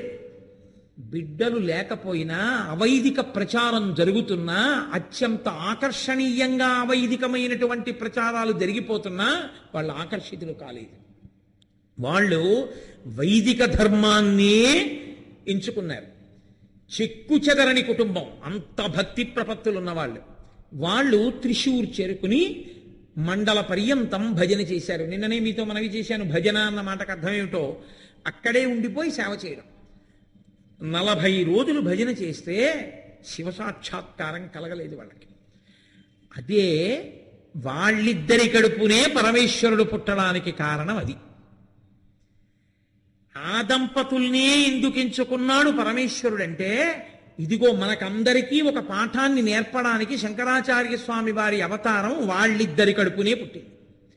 40 రోజులు అయిపోయిన తరువాత శివగురువు ఆర్యాంబతో అన్నాడు, 40 రోజులు దాటిపోయింది మండలం, ఇంత పూజ చేశాం, ఈశ్వరుడు అనుగ్రహించలేదు, కాబట్టి త్రిశూర్లో ఉండి ప్రయోజనం ఏమిటి, వెళ్ళిపోదాం, ఇక్కడ మనకి చేసిన దానికి ఫలితం కనపడలేదన్నాడు.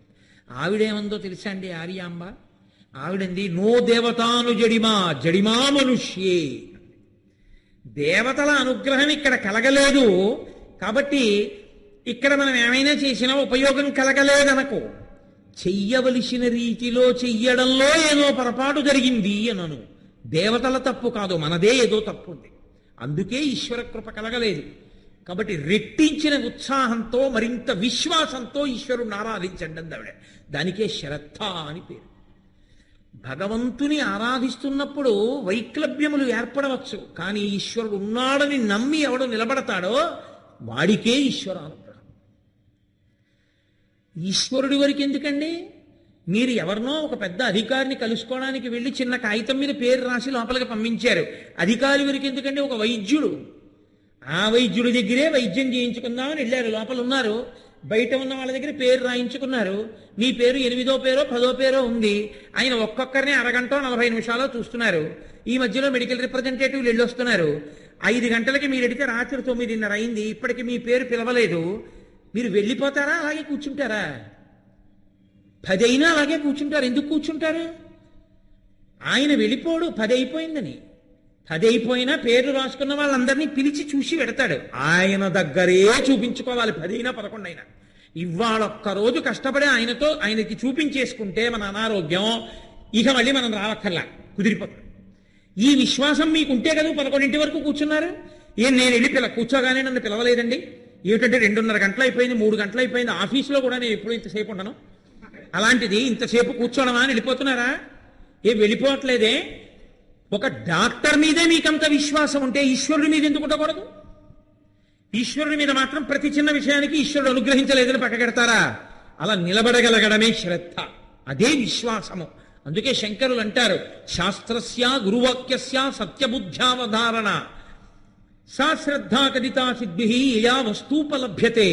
గురువు గారు చెప్పిన మాట మీద నమ్మకం, శాస్త్రం మీద నమ్మకం, భగవంతుడి మీద నమ్మకం, దానికే శ్రద్ధ అని పేరు. ఈ శ్రద్ధ ఎవరికుందో వాళ్ళకి ఈశ్వర కటాక్షము కలిగి తీరుతుంది. కళ్యాణీ గతమాదేయం లౌకికీ ప్రతిభాతిమా ఏతి జీవంతి ఆనందో నరం వర్ష శతాదపి అంటుంది సీతమ్మ. 100 సంవత్సరములు బతికినవాడు 99 సంవత్సరముల 364 రోజుల 23 గంటల 59 సెకండ్లు దుఃఖాన్ని అనుభవించిన చిట్ట చివరి సెకండ్లో శుభవార్త విని చచ్చిపోతాడు తప్ప శుభవార్త వెనకపోవడం అన్నది మాత్రం ఉండదు. ఈ మిగిలిన కాలం అంతా ఓర్పుతో నిలబడగలగాలి, సహనంతో ఉండాలి, నమ్మకంతో నిలబడగలగాలి. కాబట్టి సాశ్రద్ధా కవితా సిద్ధి యా వస్తూపలభ్యతే. అంత నమ్మకంతో నిలబడినటువంటి వాళ్ళు శివగురువు ఆర్యాంబ. కాబట్టి వాళ్ళకి అనుగ్రహించాలి. ఇప్పుడు 2 పూర్తయ్యాయి. అటు దేవతలు వచ్చి ఫిర్యాదు చేశారు, ఇటు ఆయన వలన కొడుకుని పొందాలని ఒక భక్తితో ఒక దంపతుల జంట నిలబడింది. ఇప్పుడు తను అవతారం స్వీకరించడానికి కావలసినటువంటి షరతులన్నీ పూర్తయ్యాయి. కాబట్టి ఇప్పుడు శంకరాచార్య స్వామి వారు ఆవిర్భవించాలి. పరమశివుడు ఈ భూమి మీద శంకరాచార్య స్వామి వారిగా ప్రభవించబోతున్నాడు. కాబట్టి ఇప్పుడు ఆయన బయలుదేరి ఆర్యాంబ గర్భంలో ప్రవేశించే ముందు వాళ్ళిద్దరికీ స్వప్నంలో ఒకే రోజు కనపడ్డాడు. కనపడి ఇద్దరిని అడిగాడు, దీర్ఘాయుష్మంతులు దుష్టమైన నడుబడి కలిగినటువంటి 100 కుమారులు కావాలా, 8 సంవత్సరములతో ఆయుర్దాయం పూర్తయిపోయి మీ వంశాన్నంతటినీ ఉద్ధరించగలిగి కొన్ని వేల వేల వేల సంవత్సరముల పాటు మనుష్య జాతినంతటినీ ఉద్ధరించగలిగిన మహాపురుషుడు మీ కడుపున పుట్టాలా, ఏం కావాలడగండి అన్నాడు. శివగురు అన్నాడు, స్వప్నంలో ఒకటి కనపడ్డాడు, నా భార్యని అడిగి చెప్తాను, ఇది సంతాన విషయం కదా అన్నాడు. ఆర్యాంబంది, నా భర్తను అడిగి చెప్తాను, ఇది సంతాన విషయం కదా అన్నాడు. ధర్మం. ఇద్దరూ ఒక్కసారి లేచారు. నాకు కల వచ్చిందంటే ఉండు, నాకు కల వచ్చింది అన్నాడు. నీకు ముందంటే నేను చెప్తానంటే ఉండు, నేను చెప్తానన్నాడు. ఇద్దరు, ఆయన సగం ఆవిడ సగం ఇదే చెప్పారు. పరమశివుడు కలలో కనపడ్డాడు. 8 సంవత్సరములకే ఆయుర్దాయం పూర్తయిపోయి మనుష్య జాతిని ఉద్ధరించగలిగినటువంటి మహాత్ముడైన వాడు మీ కడుపున పుట్టాలా? ఆచార భ్రష్టులై దుర్మతులైనటువంటి వాళ్ళు, దుష్టులైన వాళ్ళు 9 కొడుకులు కావాలా అంటే ఇద్దరు అన్నారు, పరమేశ్వరుడు వేసిన ప్రశ్నకి జవాబు చెప్పగలిగిన వాళ్ళమా మనం ఆయన అడగగలిగింది మాకు ఇలాంటి కొడుకు కావాలని. ఈశ్వర, మేము దేనికి పాత్రులమో దానికే మమ్మల్ని పాత్రుల్ని చెయ్యని అడుగుదాం, ఆయనకి విడిచిపెట్టేద్దాం.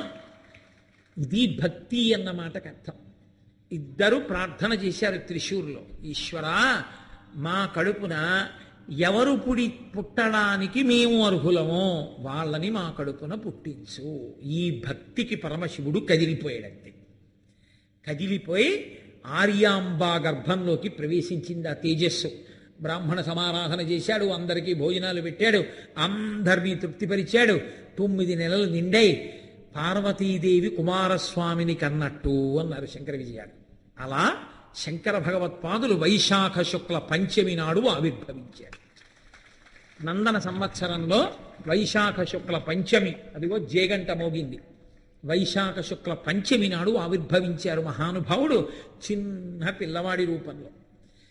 ఆయన పుట్టడంలో వైశాఖ శుక్ల పంచమి కదండి. కేరళలో కతిపయ సంప్రదాయం ఒక సంప్రదాయం ఉంది.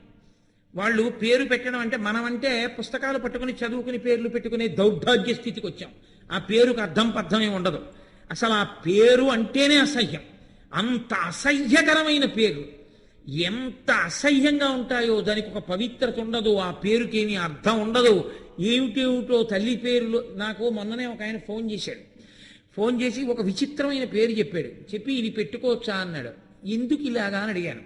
మా నాన్నగారి పేరులో అక్షరం, మా మామగారి పేరులో ఒక అక్షరం ఏదో చెప్పాడు. నేనన్నా, అంతకన్నా అవమానించడానికి మీ తండ్రి పట్ల నీకు ఇంకో మార్గం దొరకలేదా అని అడిగాడు. ఏమన్నాడు, ఒక్క అక్షరం తీసుకోవడానికే మీ నాన్న అర్హుడైతే అలా పెట్టుకుని అవమానం చెయ్యి. అంతకన్నా మీ నాన్నని 10 మందిలో చెప్పుతో కొట్టేయి, గొడవ ఉండదు. ఒక్క అక్షరం పెట్టుకోవడానికి ఆయన పనికొచ్చాడు. ఏమి, మీ నాన్నగారి పాదాలు పట్టుకుని నాన్నగారు ఈశ్వరుడి పేరు పెట్టుకుంటాను, అందరం ఆయన ఆ పేరుతో పిలుచుకుని తరిద్దాం, అభ్యంతరమా అని అడిగితే మీ నాన్నగారు కాదన్నారా? భక్తుంటే మీ నాన్నగారి పేరు పెట్టుకో. నీకు ఇష్టమైన పేరు చివర తగిలించడానికి, వాళ్ళని నచ్చజెప్పడానికి వాళ్ళ అక్షరాలు కలిగి కావలసి వచ్చాయా నీకు? ఇలాంటి బుద్ధి లేని ప్రశ్నలు ఇంకెప్పుడు నన్ను అడక్కని చెప్పాను.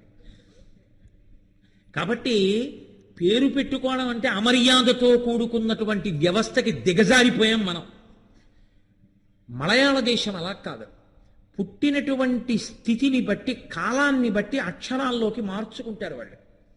మీరు చూడండి, ఈ పద్ధతి ఉంటుంది, దాన్ని కతిపయ విధానం అంటారు. దాంట్లో వైశాఖ శుక్ల పంచమి కదా ఆయన పుట్టింది, వైశాఖ మాసం. వైశాఖ మాసం అంటే 2వ నెల, చైత్రము వైశాఖము. పక్షము శుక్లపక్షము, మొదటి పక్షము. కాబట్టి శుక్లపక్షము కృష్ణపక్షముల్లో మొదటి పక్షం శుక్లపక్షం కాబట్టి 1. పంచమి 5వ తిథి కాబట్టి 5. కాబట్టి ఇప్పుడు వైశాఖ శుక్ల పంచమి అంకెల్లోకి మార్చండి. 2, 1, 5. ఈ పద్ధతి యందు అక్షరాల్లోకి మార్చేటప్పుడు దీన్ని తిరగేయాలి. కాబట్టి ఇప్పుడు 5, 1, 2, 2, 1, 5ని వెనక్కి తిప్పండి. 5, 1, 2. ఇప్పుడు ఈ 5, 1, 2ని సంస్కృత అక్షరాల్లోకి మార్చండి.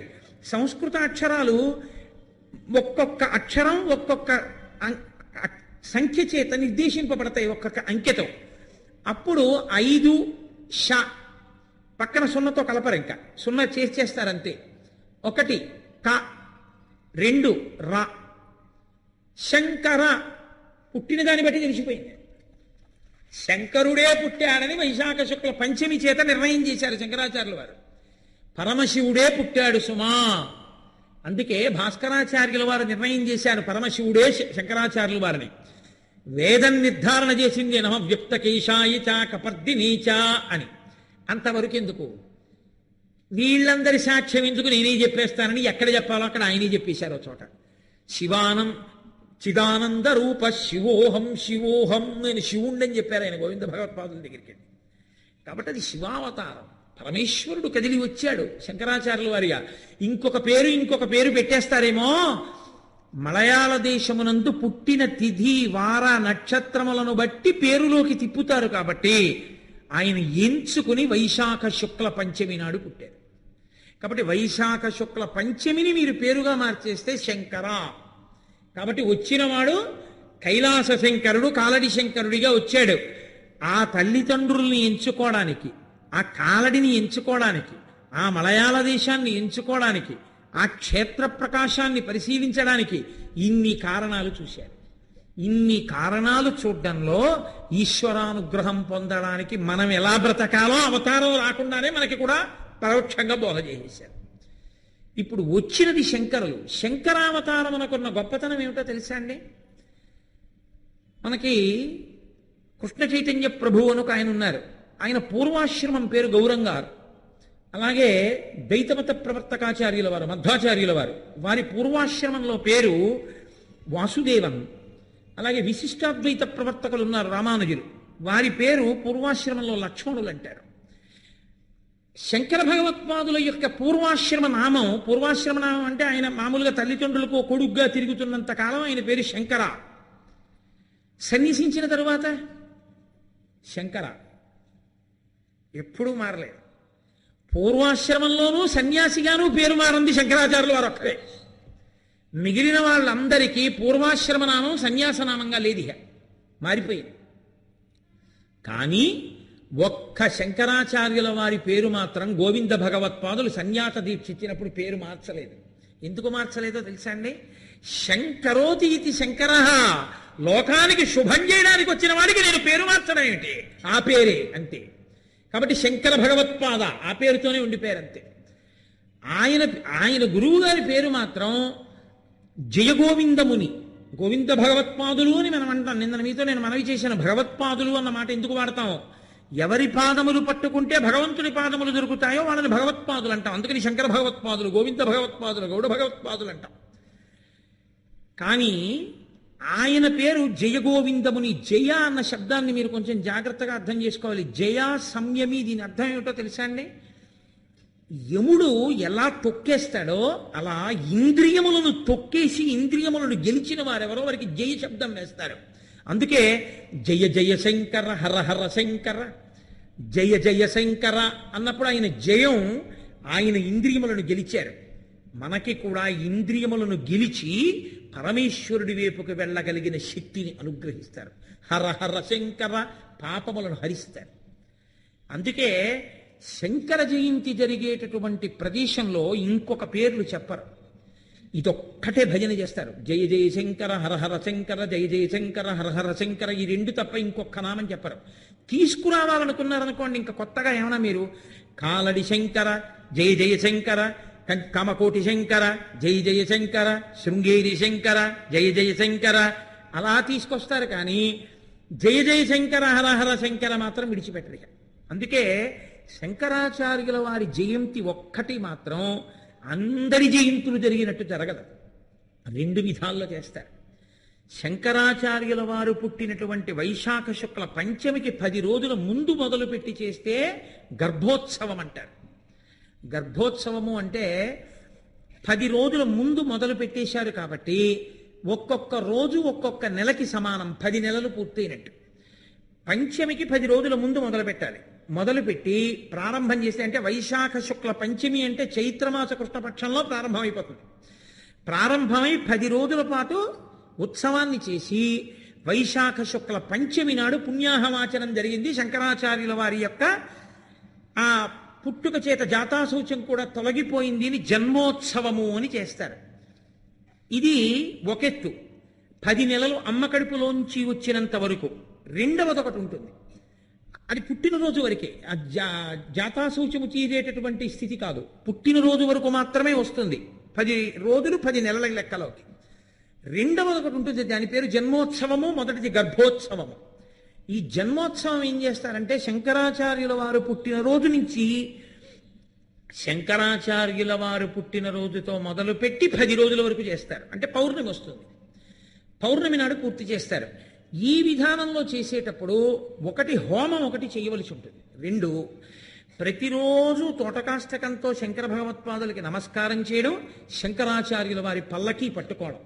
శంకరుల పల్లకీ పట్టుకోవడం అంటే అదంత తేలికగా దొరికే విషయం కాదు. ఇదే ఇంకొక విషయం అంటే చాలా మందిని ఈశ్వరుడు అనుగ్రహిస్తాడు. శంకరాచార్యుల వారి గురించి వినడానికి అంత తొందరగా అవకాశం ఇవ్వరు. ఎందుకంటే అది గురుస్వరూపం, అది పరమాత్మ స్వరూపం, మహానుభావుడు.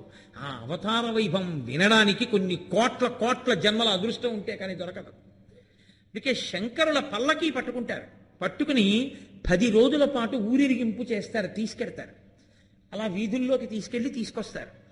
శంకరాచార్యుల వారు గురుస్వరూపం కాబట్టి శంకరుల పల్లకీ పట్టుకున్నప్పుడు పైన చొక్కా కానీ బనీను కానీ వేసుకోరు. ఉత్తరీయం ఒకటి నడువుకి కట్టుకోవడమో భుజం మీద వేసుకోవడమో చేసి ఒత్తుకోకుండా పల్లకీ పట్టుకుంటారు. అది గురుస్వరూపం, సంప్రదాయకమైనటువంటి గురువు కాబట్టి ఆయన పల్లకీ పట్టుకునేటప్పుడు ఆడవారు పట్టుకోరు, పురుషులు మాత్రమే పట్టుకుంటారు. స్త్రీలు అనుసరిస్తారు.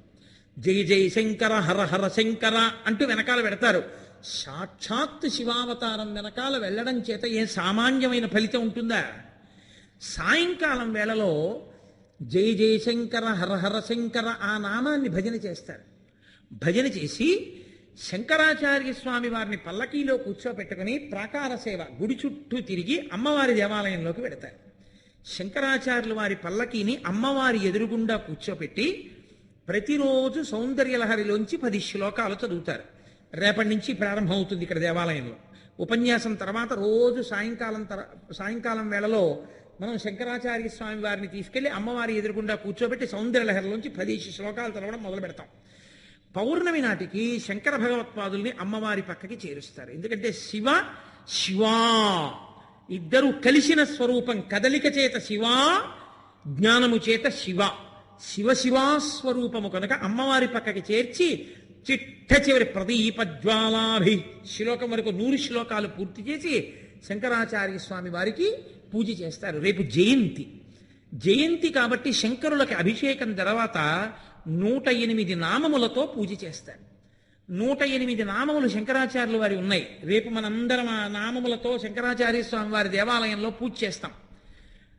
ఒక్కొక్క నామం చెప్తుంటారు, మిగిలిన వాళ్ళందరూ చక్కగా శంకరాచార్య స్వామినే నమః అంటూ ఉంటారు.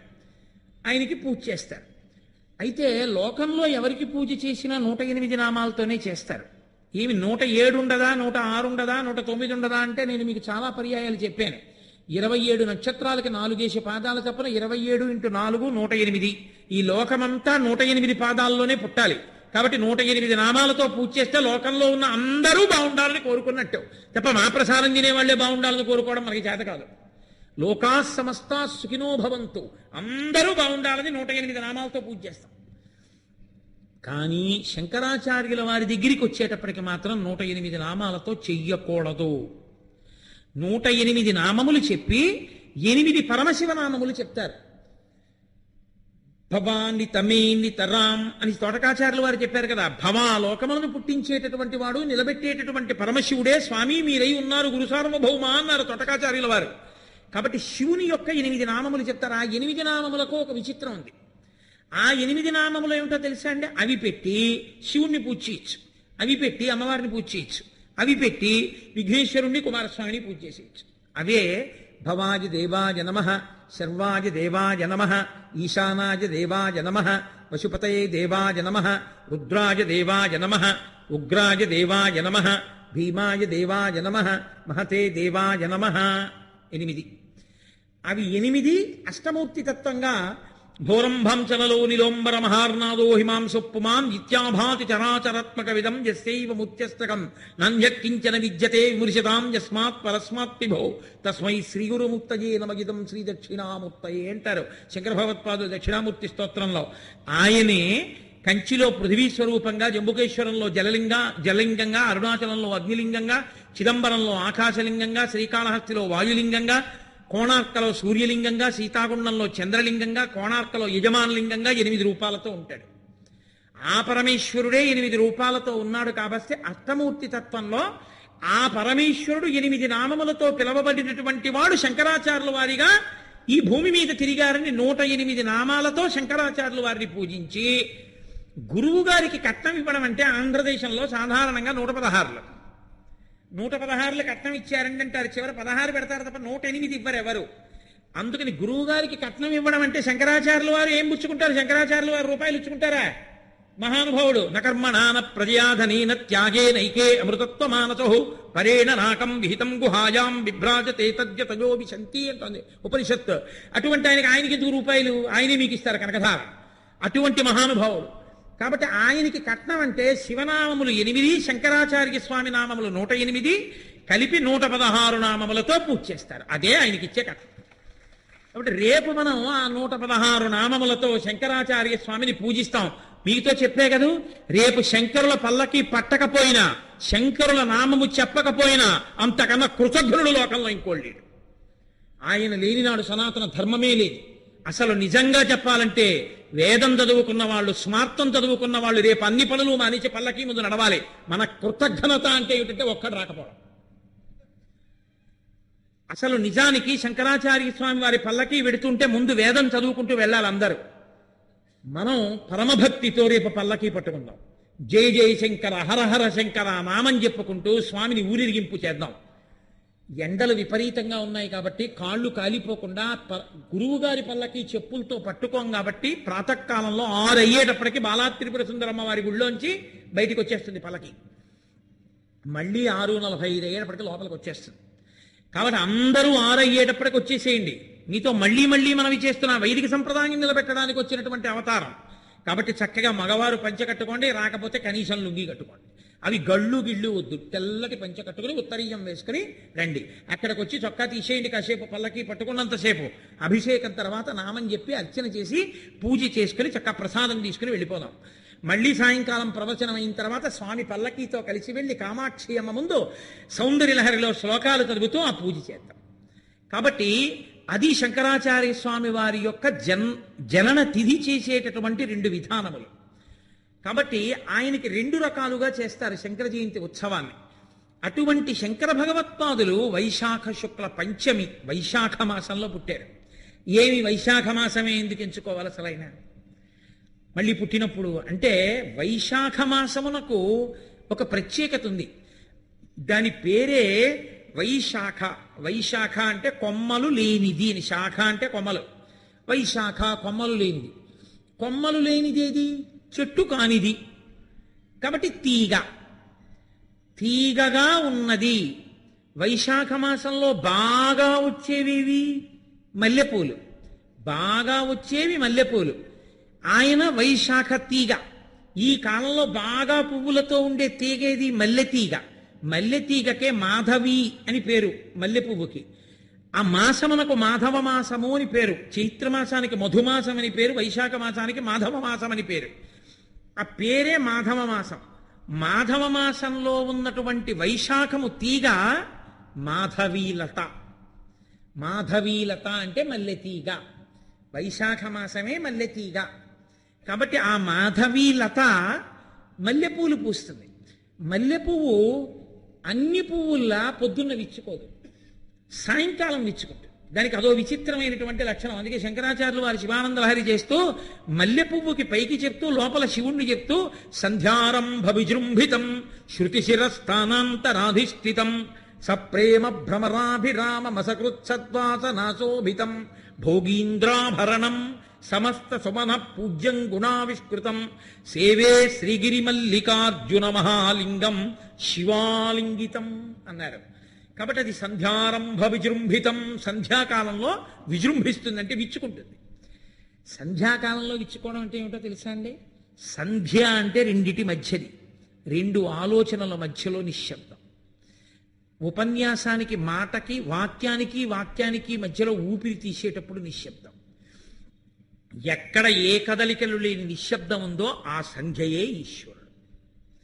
కాబట్టి ఆ సంధ్య యందు ఆయన విజృంభిస్తాడు. శివుడు సంధ్యాకాలంలో నర్తనం అంటే అది దాని అర్థం. ఈ సంధ్యారంభ విజృంభితం. మల్లె పువ్వు అలా సాయంకాలం ఇచ్చుకుంటుంది, అందుకే అది శివస్వరూపం. అటువంటి మల్లె పువ్వుకి 4 లక్షణాలు ఉంటాయి. తెల్లనితనము, గొప్ప సువాసన, చక్కటి తేనె, చల్లతనము, 4 ఉంటాయి. అందుకే మీరు చూడండి ఎంత తెల్లగా ఉంటుందో. శంకర భగవత్పాదులు కూడా అంత శుద్ధ సత్వస్వరూపులు. అందుకని వైశాఖము మాధవీలత శంకర భగవత్పాదులు. మల్లె పువ్వు పుట్టిన కాలంలో మాధవీలత వైశాఖం మారిస్తే మల్లె పువ్వు ఎంత తెల్లగా ఉంటుందో అంత శుద్ధ సత్వస్వరూపుడైనటువంటి స్థితిలో ఉన్నవారు శంకరాచార్యులు వారు. మల్లె పువ్వులోని తేనె కాదు. కంచికామకోటి పీఠ బిరుదావళిలో ఒక మాట ఉంటుంది, సరస్వతీదేవి కొప్పులో తురుముకున్నటువంటి మల్లెపూలలో ఉన్నటువంటి తేనె కన్నా తీయగా ఉంటుంది శంకరాచార్యుల వారి మాట. అంత తీయని మాట ఆయన మాట. ఎంత గొప్పగా ఉంటాయో ఆయన శ్లోకాలు, ఆయన మాటలు. ఎంత అసలు నిజంగా ఒక్కొక్క శ్లోకం చదువుతుంటే అబ్బా, ఇది శంకరులు తప్ప ఎవరు రచన చేయగలరా అనిపిస్తుంది. శివానందలహరి, సౌందర్యలహరి, భజగోవిందం, అసలు నిజంగా షట్పది ఎటువంటి ప్రయోగాలు చేశారో, ఎన్ని భుజంగాలు ఇచ్చారో మహానుభావుడు. అంతటి గొప్ప రచయిత. ఆయన లాంటి కవి లోకంలో లేడు. కేవలము ఏదో గొప్పగా మాట్లాడడం కాదు. హరినామస్తుతి చేయు కావ్యము సువర్ణాంభోజి హంసావళీసురజిభ్రాజితమై మానస సరస్ఫూర్తిన్ వెలుంగొందు. హరినామస్తుతి లేని కావ్యము విచిత్రార్థాన్వితం వయ్యు శ్రీకరమయ్యుండద యోగ్య దుర్మదనత్కాకూల కర్తకృతిన్ అంటారు పోతన గారు భాగవతంలో. ఏదో అందంగా కవిత్వం 4 మాటలు పేరు చేసి చెప్పేశామంటే సరిపోదు. అందులో భగవత్తత్వం ఉండాలి, 10 మందిని ఉద్ధరించేదై ఉండాలి. తేనె వేడి చేస్తే తలవ చేస్తుంది, తలవ చేస్తే వేడి చేస్తుంది. తేనెకి ఆరోగ్యాన్ని పరిపుష్టం చెయ్యగలిగిన లక్షణం ఉంది. కపవాత పైత్యములను పోగొడుతుంది. తేనె ఎంత మధురంగా ఉంటుందో, నాలుక మీద వేసుకుంటే చప్పరించబుద్ధేస్తుందో, శంకరాచార్యుల వారి యొక్క శ్లోకాలు, శంకరాచార్యుల వారి మాటలు అలా ఉంటాయి. కాబట్టి మల్లె పువ్వు పుట్టిన వైశాఖం మాధవీలత అయితే శంకర భగవత్పాదులు అంతే శుద్ధసత్వంగా తెల్లటి మల్లె పువ్వు. మల్లె పువ్వులో ఉన్న తేనెంత తీయటి వాక్కు. మల్లె పువ్వుకి ఎంత చల్లతనమో శంకరుడు గురించి చెప్పుకున్న చోట అంత చల్లతనం. ఇదే ఇంతసేపు మీరు వెళ్ళి ఓ సినిమా హాల్లో కూర్చున్నారనుకోండి, మధ్యలో ఉద్రేక పడిపోవాలి, కోపం చేయాలి, కళ్ళు తుడి చేసుకోవాలి, నానా అల్లరి పడిపోవాలి. అదే శంకరాచార్యుల వారి గురించి చెప్పుకుంటూ కూర్చున్న చోట వైదిక ధర్మం మీద అనురక్తి కలుగుతుంది, మనస్సు శాంతి పొందుతుంది. కాబట్టి ఆ చల్లతనం ఆయన అది ఎక్కడ ఉందో అక్కడ లోకానికి అంతటికీ కూడా సువాసన. అంటే శంకరుల గురించి చెప్తూ ఉంటే అబ్బా అబ్బా అనిపిస్తుంది. చూడండి, మీరు మరోలా అనుకోను అంటే నేను ఒక్క మాట చెప్తాను, అది విన్న తర్వాత మీరు మరోలా అనుకోకూడదు. నేను ఈ వేసవి కాలంలో, పూర్వకాలంలో ఒకనకొకప్పుడు ప్రతిరోజు జనరల్ కంపార్ట్మెంట్ ఎక్కి వెళ్ళవలసి వచ్చేది. నేను అలా జనరల్ కంపార్ట్మెంట్లో వెళ్ళే రోజుల్లో ఎప్పుడూ ఎక్కడ కూర్చోవడానికి ప్రయత్నం చేసేవాడిని అంటే, చక్కగా తల నిండా మల్లె పువ్వులు పెట్టుకున్న ఆడవాళ్ళు ఎక్కడ కూర్చున్నారో చూసి ఆ వెనక్కి వెళ్ళి కూర్చునేవాడిని. అంటే నేను దుర్మార్గమైన మనస్సుతో కూర్చున్నవాడిని కాను అని మీరు గుర్తించాలి. వేసవి కాలం చెమట, ఎవడి పక్కన కూర్చున్నా వాసనే. అంత చక్కగా కామాక్షి స్వరూపంలా నన్ను కన్న తల్లి మా అమ్మలా కొప్పు నిండా మల్లెపూలు పెట్టుకు కూర్చున్న తల్లి వెనక కూర్చుంటే ఆ తల్లి కామాక్షి అమ్మవారి శిగలోని పూల వాసన తగిలినట్టు ఆ రైల్లోంచి ఆ వాసన తగులుతుంటే, అదిగో కామాక్షి సరస్వతీదేవి కొప్పులో తురమబడినటువంటి మల్లెపూలలోని మకరందం యొక్క రుచి ఎలా ఉంటుందో అటువంటి మాటలు శంకరులకున్నట్టు సేద తీరవచ్చు అని. మల్లె పువ్వుకి ఆ గుణం ఉంది, దాని సువాసన సేద తీరుస్తుంది. శంకరుల మాటలు, శంకరుల గురించిన ప్రసంగం మనుష్యుల్ని సేద తీరుస్తుంది. అబ్బా, మనకున్నారు ఆచార్యుడు. అందుకే గురువు లేని వాళ్ళని శంకరాచార్య స్వామి వారిని గురువుగా పెట్టుకోమంటారు. మనకి గురువు లేకపోవడం ఏమిట్రా, శంకరాచార్యులు వారు ఉన్నారని సేద తీరుస్తుంది. అందుకే మల్లె పువ్వు ఎటువంటిదో శంకరులు అటువంటి వారు. అందుకే వైశాఖ మాసం ఎంచుకున్నారు ఆయన. ఇంకొక మాసంలో ఆయన జన్మించలేదు. కాదు, అసలు వైశాఖ మాసం గొప్పతనం ఏమిటో తెలుసా అండి? మల్లె పువ్వు పక్కన ఉన్న మామిడి పండు. ఎంత ఉక్కపోత ఉండనివ్వండి, శరీరంలో ఎంత మధుమేహం ఉండనివ్వండి, ప్రత్యేకించి తూర్పుగోదావరి జిల్లాలో కొత్తపల్లి కొబ్బరి తీసుకొచ్చి ఇంట్లో పెడితే నిగ్రహించుకోగలగడం సాధ్యమైన విషయమేం కాదు. ఎంత ఉక్కపోతలో ఎంత బాధలో కూడా ఉపశమనం ఇవ్వగలిగినటువంటి రెండు, సంధ్యాకాలంలో వచ్చేది మల్లెపువ్వు, ఉదయాన్నే వచ్చేది మామిడి పండు. తాపం నుంచి ఉపశాంతి ఈ రెండూ ఇచ్చినట్టు పుట్టి పుట్టి పుట్టి పునరపి జననం పునరపి మరణం పునరపి జనని జఠరే చయనం దిహతం తారే బహుదుస్తారే కృపయాపారే పాహిపదారే అని పుట్టి చచ్చి సంసార తాపంలో ఉండిపోయినటువంటి వాళ్ళందరికీ శంకరుడే అంటారు శివానందలహరిలో, గళంతీ శంభోత్త చరిత చరిత కిల్పిచరజో దళంతీ ధీకుల్యా సరణిషు పతంతీ విజయతాం దిశంతీ సంసార భ్రమణ పరితాపోపశమనం వసంతీ మచ్చేతో హ్రదభి శివానందలహరి అంటారు. ఆ సంసార భ్రమణ పరితాపోపశమనం ఇవ్వగలిగినటువంటి మధుర మధురమైన మాటలున్నటువంటి మామిడి పండు, సువాసనున్న మల్లె పువ్వు, ఈ రెండు ఎలా ఉపశాంతినిస్తాయో వేసవి కాలంలో, అలా సంసార తాపము నుంచి ఉపశాంతినివ్వగలిగినటువంటి మామిడి పండు తీయతనం, మల్లెపూల సౌరభం ఉన్న మాటలున్న జగదాచార్యుడిగా వచ్చినటువంటి మహాపురుషుడు శంకర భగవత్పాదులు. ఆయన రాకపోతే వైశాఖంలో ఎవరు వస్తారు? అందుకే చైత్రమాసంలో రామచంద్రమూర్తి వచ్చారు, వైశాఖ మాసంలో శంకర భగవత్పాదులు వచ్చారు. ఒకటి మధుమాసం, ఒకటి మాధవ మాసం. కాబట్టి అంత గొప్ప స్థితి. పద్మపాదాచార్యుల వారు ఒక మాట అన్నారు. ఆ శంకరాచార్య స్వామి వారి అవతారాన్ని స్తోత్రం చేస్తూ, శంకర మీరు అపూర్వ శంకర అన్నారు. ఇదేమి మాట? అపూర్వ శంకర అని మీరు ఎక్కడైనా విన్నారా? శంకరాచార్యుల వారిని ఆయన స్తోత్రం చేస్తూ ఉన్నారు. నమామ్య భోగి పరివార సంపదం అని మొదలుపెట్టారు. నమః గురువు గారు కదా, గురువు గారు అనేటప్పటికి ఉండే మొదటి లక్షణం ఏమిటంటే, గురువు గారు అనేటప్పటికీ లేచి నిలబడి నమస్కారం చేస్తాం. అంటే గురువుకి అంతకన్నా ఏమి ఇస్తారు మీరు? గురువుకి ఇవ్వడానికి ఆయన ఏమైనా కోరుకుంటే కదా, కోరుకుంటే గురువు అవడం. ఏ కోరిక లేదు కాబట్టే గురువు గారు అయ్యాడు. ఆయన తనలో తాను రమిస్తూ ఉండేటటువంటి స్వరూపం ఉన్నవాడు. అటువంటి మహానుభావుడు నడిచి వస్తుంటే ముగ్గురు మూర్తులు పరబ్రహ్మస్వరూపంతో నడిచి వస్తున్నట్టు. గురు బ్రహ్మ, గురు విష్ణు, గురుదేవో మహేశ్వర, గురు సాక్షాత్ పరబ్రహ్మ, తస్మై శ్రీ గురవే నమః. ఆ గురువు కనపడగానే చెయ్యవలసింది నమస్కారం ఒకటే. అందుకే నాకు భగవంతుణ్ణి తెచ్చిపెట్టావయ్యా అంటుంది రుక్మిణీదేవి.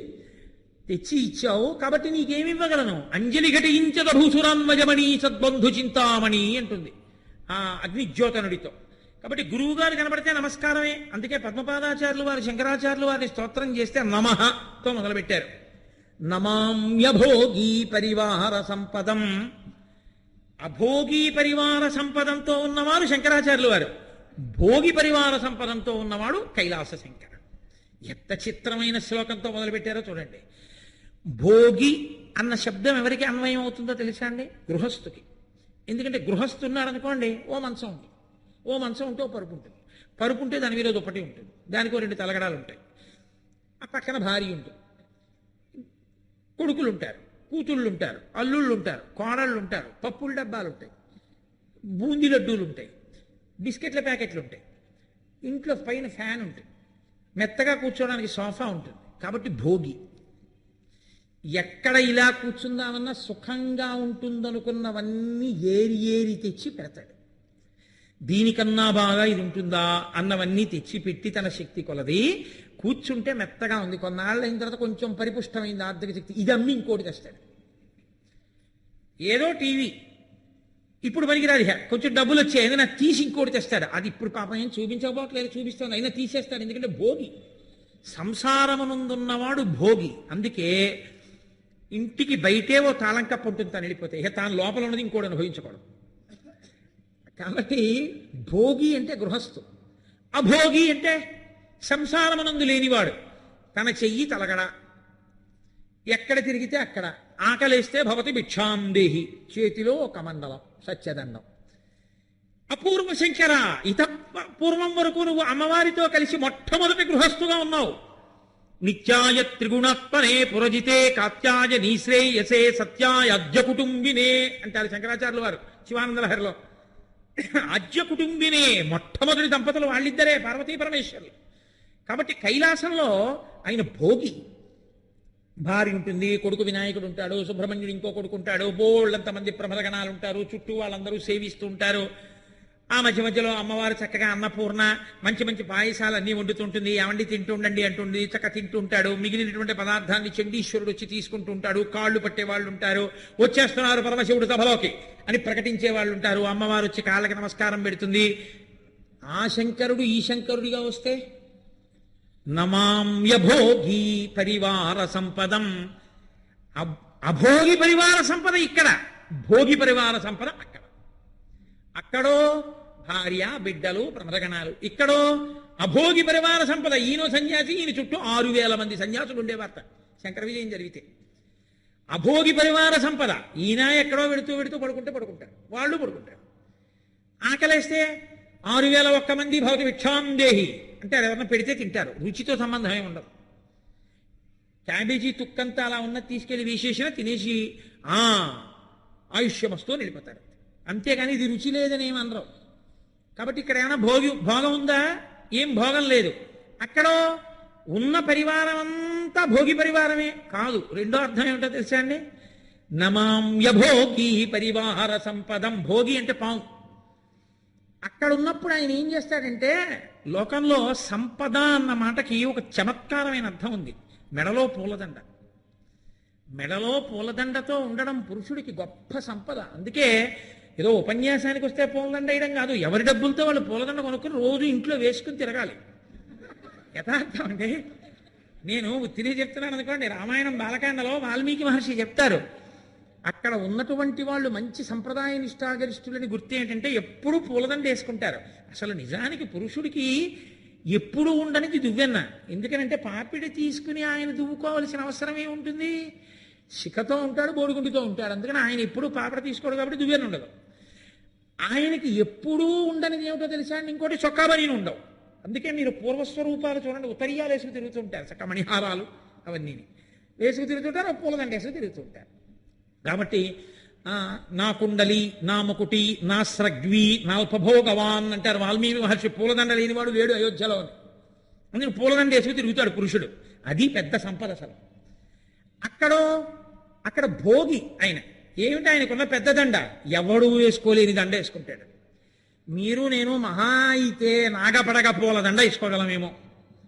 ఆయన ఏకంగా వాసుకిని మెళ్ళో వేసుకుంటాడు పూలదండ. అది కూడా ఇలా విప్పి బుస్ బుస్ అంటుంటే వినపడుతూ హాయిగా ఇలా కూర్చుంటాడు. ఆయన వేసుకున్న దండ లాంటి దండ వేసుకున్నవాడేవాడు? అందుకని ఏమయో నువ్వు అంత బ్రహ్మాండమైన దండ వేసుకున్నవాడి, అక్కడ భోగి పాముల దండ వేసుకున్నావు. పోని పాము దండ ఒకటేనా? ఇక్కడ పాము, ఇక్కడో పాము, చిన్ని చిన్ని సైజు పిల్లపాముల్ని తెచ్చి ఉంగరాలు ఆ పెట్టులో పెట్టుకుంటాడులా ఉంది. అలాగా ఒక్కొక్క సైజు పాముని తీసి ఎక్కడ ఏది అవసరమో అలా వేసుకుంటూ ఉంటాడు ఆయన. అదో చమత్కారం పరమశివుడి యొక్క విషయంలో. మృత్యువుని గెలిచిన వాడిని గుర్తు. కాబట్టి అక్కడో పాముల దండలు వేసుకు తిరుగుతుంటావు, ఇక్కడో ఆ భోగి పాముల దండల మెడలో కనబడవు. పద్మపాదాచార్యుల వారు పరమశివుడి ఇక్కడికి వస్తే ఎలా ఉన్నాడో శంకరుడిగా, ఆదిశంకరుల యొక్క తేజోమయమైనటువంటి రూపం, ఆ కాషాయం ఇలా గుండుమించి వేసుకుని, ఇలా విభూతి పెట్టుకుని, బొట్టు పెట్టుకుని, సత్యదండం పట్టుకుని, ఇలా పద్మాసనం వేసుకుని కూర్చుంటే మహానుభావుడు ఆ అందం మిరిసిపోతూ అసలు ఆ ముఖం ఎంత ప్రసన్నం. కాబట్టి నమాంయభోగి పరివార సంపదం. ఇక్కడందరూ అభోగులు, ఎవడికి భోగం అక్కర్లేరు. సన్యాసులందరూ నీ చుట్టూ చేరారు. అక్కడతో సరిపోయిందా? నిరస్తభూతిం అనుమార్థ విగ్రహం. నిరస్తభూతిం. భూతి అంటే ఏమిటో తెలుసా అండి? భూతి విభూతి అంటే దాని అర్థం సిద్ధి అని. అన్నిటికన్నా విభూతి పెట్టుకున్నాడు, విభూతి యొక్క శక్తిని పొందాడు అంటే దాని అర్థం ఏమిటంటే ఈశ్వరుణ్ణి బాగా స్మరించి స్మరించి స్మరించి, అందుకే భస్మ అంటారు దాన్ని. భస్మ అంటే స్మ అంటే ఇప్పటి వరకు మరిచిపోయిన కాంతి భగవానుణ్ణి స్మరణకి తీసుకొస్తుంది. ఆ శక్తి ఉంటుంది భస్మకి. ఆ భగవంతుణ్ణి స్మరించి స్మరించి స్మరించి స్మరించి స్మరించి ఉండడం చేత ఆత్మదర్శనము కొరకు ఆయన ప్రాకులాడుతుంటే, ఆత్మగా నిలబడాలి అని ఆయన అనుకుంటే దానికన్నా ముందు అష్టసిద్ధులు వస్తాయి. కానీ కాకి రెట్టని పట్టించుకోనట్టు ఆ సిద్ధుల్ని పట్టించుకోరు. సిద్ధులు ప్రకటనం చేయడం అనేటటువంటిది అత్యంత హేయాతిహేయమైన విషయం. సిద్ధులు ప్రకటనం చెయ్యరు. సిద్ధులను ఒంటి మీద కాకిరెట్ట పడితే ఇలా కొట్టేసి కడిగేసుకున్నట్టే సిద్ధులను వచ్చాయని తెలిసినా పట్టించుకోకుండా ఈశ్వరుడి కోసమే నడుస్తారు. అందుకే శంకరాచార్యులు వారు దక్షిణామూర్తి స్తోత్రం చేస్తూ ఎవరైతే ఈ దక్షిణామూర్తి స్తోత్రాన్ని చదువుతున్నారో వింటున్నారో అటువంటి వారందరికీ కూడా ఆత్మస్థితితో పాటుగా సిద్ధులు కలుగుతాయి అంటారు. కానీ ఆ సిద్ధులు పట్టించుకోరు. అలా ఈ సిద్ధులన్నీ కలిగి ఉండడమే అసలైన భూతి. నిరస్తభూతిం. అక్కడో పరమశివుడు ఎక్కడికన్నా గభాలన ప్రత్యక్షం అంతటా వ్యాపించి ఉంటాడు, కనపడకుండా ఉంటాడు. అనిమా లఘిమ గరిమ ఇవన్నీ ప్రకటిస్తుంటాడు, అందరికీ సిద్ధులు ఇస్తుంటాడు. ఇక్కడో అసలు అలాంటివే పట్టించుకోరు. ఆయన గురించి ఆయన కూడా పట్టించుకోని స్థితి. ఒకానొకప్పుడు ఆయన వెనుక ప్రయోగం చేశారు. చేస్తే ఆసనంలోంచి నెత్తురు అలా కారిపోతూ ఉండేది శంకరాచార్యుల వారికి. ఇలా కాసేపు కూర్చుంటే ఆయన కూర్చున్నటువంటి ఆసనం బట్టంతా కూడా నెత్తుటితో నిండిపోయేది. లేచి నిలబడితే కాషాయ బట్టంతా నెత్తుటితో తడిసిపోయేది. మళ్ళీ వెంటనే ఆ బట్ట విప్పేసి ఇంకో బట్ట కట్టుకుంటుండేవారు తప్ప ఆయన తనకు వచ్చినటువంటి వ్యాధిని తాను మార్చుకోలేదు. మార్చుకోకపోతే అప్పుడు పద్మపాదాచార్యుల వారు అశ్వినీ దేవతలు వస్తే బాగవలా అభినవగుప్తుడని ఆయన ప్రయోగం చేశాడు. అప్పుడు శంకర భగవత్పాదులు పద్మపాదాచార్యుల వారు గొప్ప ఉపాసన చేసి శంకరాచార్యుల వారిని దక్కించుకున్నారు, ఆ వ్యాధి పోయేటట్టు చేసి. కాబట్టి ఇక్కడ ఆయన ఏమి ప్రకటనం చేయడం అనేటటువంటిది చెయ్యరు, బోధ మాత్రమే చేస్తూ ఉంటారు. కాబట్టి నిరస్తభూతిం అనుమార్థ విగ్రహం. ఇక్కడ శంకరుడిగా ఉంటే వామార్థ భాగమునందు పార్వతీదేవి ఉండదు. కైలాసంలో ఉంటే వామార్థ భాగమునందు పార్వతీదేవి ఉంటుంది. ఇక్కడ పక్కన పార్వతీదేవి లేకుండా ఉంటారు. ఎందుకంటే మరి సన్యాసిగా ఉన్న వారికి స్త్రీ స్పర్శ ఎక్కడ ఉంటుంది, భార్య ఎక్కడ ఉంటుంది, ఉండదు. అందుకని భార్య పక్కన లేకుండా ఉన్నటువంటి శివుడవు నువ్వు. అనుమార్థ విగ్రహం. కాబట్టి నమాంవ్యభోగీ పరివార సంపదం నిరస్తభూతిం అనుమార్థ విగ్రహం. అనుగ్రం. ఆయన ఏమీ అసలు ఎప్పుడు కోపం అన్నది లేకుండా ప్రశాంతంగా ఉండేటటువంటి స్వరూపం. అక్కడ పరమేశ్వరుడు అపారమైనటువంటి సంపద మధ్య ఉండి కూడా, అంత భోగము మధ్య ఉండి కూడా, అంత పరివారము మధ్య ఉండి కూడా ఆయన అప్పుడప్పుడు కోపానికి లోనవుతాడు. అసలు ఆ కోపాన్ని లోకం చూడలేదు, హడిలిపోతుంది. నమస్తేయస్తు భగవన్ విశ్వేశ్వరాయ మహాదేవాయ త్రయంబకాయ త్రిపురాంతకాయ త్రికాగ్నికాలాయ కాలాగ్నిరుద్రాయ నీలకంఠాయ మృత్యుంజయాయ సర్వేశ్వరాయ సదాశివాయ శ్రీమన్మహాదేవాయ నమః అని రుద్రం. కాలాగ్నిరుద్రాయ, కాలాగ్నిరుద్రుడై ఉంటాడు.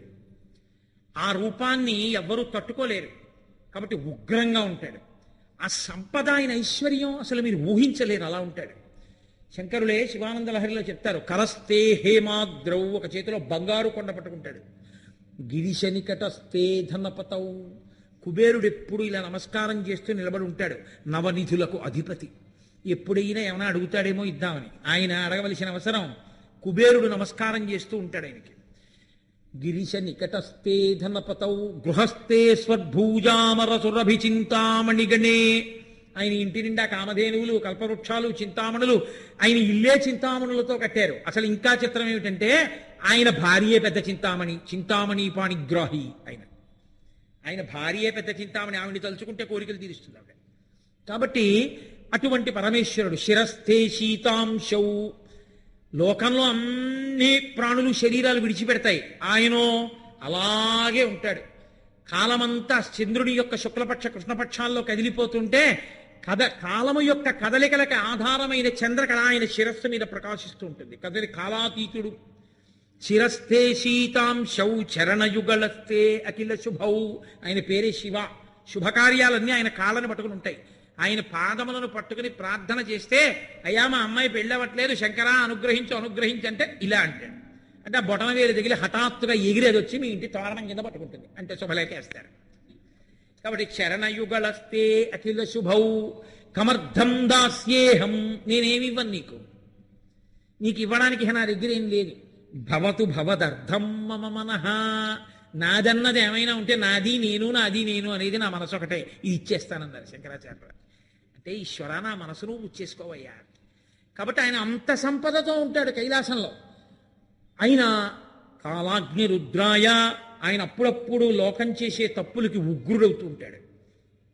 శంకరాచార్యుల వారిగా తప్పులు తప్పులు తప్పులు తప్పులు చేస్తున్న వాళ్ళని 72 అవైదికమైన వాదనల్ని ఖండించి ఖండించి ఖండించి ఖండించి ఎంత ఓర్పండి.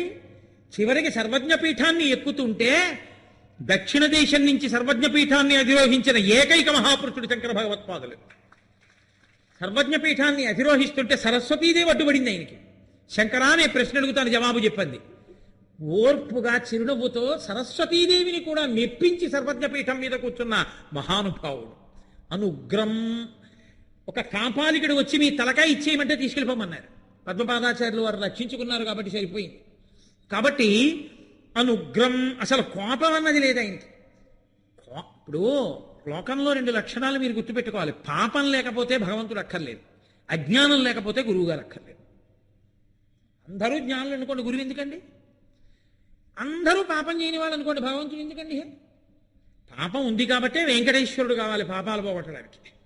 అజ్ఞానం ఉంది కాబట్టే బోధ చేసి పోగొట్టడానికి గురువు గారు కావాలి. ఏటా నీ అజ్ఞానం నువ్వు అని విసుక్కుంటే అలా గురువు గారు? అలాగని గురువు గారు విసుక్కునేంత విసిగించేయకూడదు అన్నారు కదా. రైతు బజార్లో కనపడ్డా, బట్టల కొట్లో కనపడ్డా, ఆఫీస్లో కనపడ్డా అదే పనిగా వెళ్ళి ప్రశ్నించి విసుక్కోకూడదు గురువు గారు అన్నారు కదండి, నాకు ఎత్తు కూర్చోండి అనకూడదు కదా. ఏది చెప్పాలన్నా భయంగా ఉంటుంది. కాబట్టి అనుగ్రం. ఆయన అక్కడప్పుడప్పుడు కోపడతాడు, ఇక్కడ అజ్ఞానాన్ని అలా మన్నిస్తూనే ఉంటారు. ఒక్కొక్కసారి ఆయనకి అసహ్యం వేస్తుంది. నళినీ జలగద జలమతి తరళం తత్వజీవితమతిశయచపలం విద్యుద్యభిమానగ్రస్తం లోకం శోకచ హంత సమస్తం అంటారు. చెయ్యి దిక్కుమాలిన లోకం, చచ్చిపోయిందిరా ఇది. ఎప్పుడూ ఏడుపే ప్రతివాడికి, అన్నిటికీ ఏడుపే. ఏ ఏడుపు లేకపోతే ఏడవడానికి అవకాశం లేదండి అని ఏడిచేవాడు. ఇప్పుడు ఏడవని వాడన్నవాడు నాకు కనపట్టం లేదురా అన్నారు ఆయన.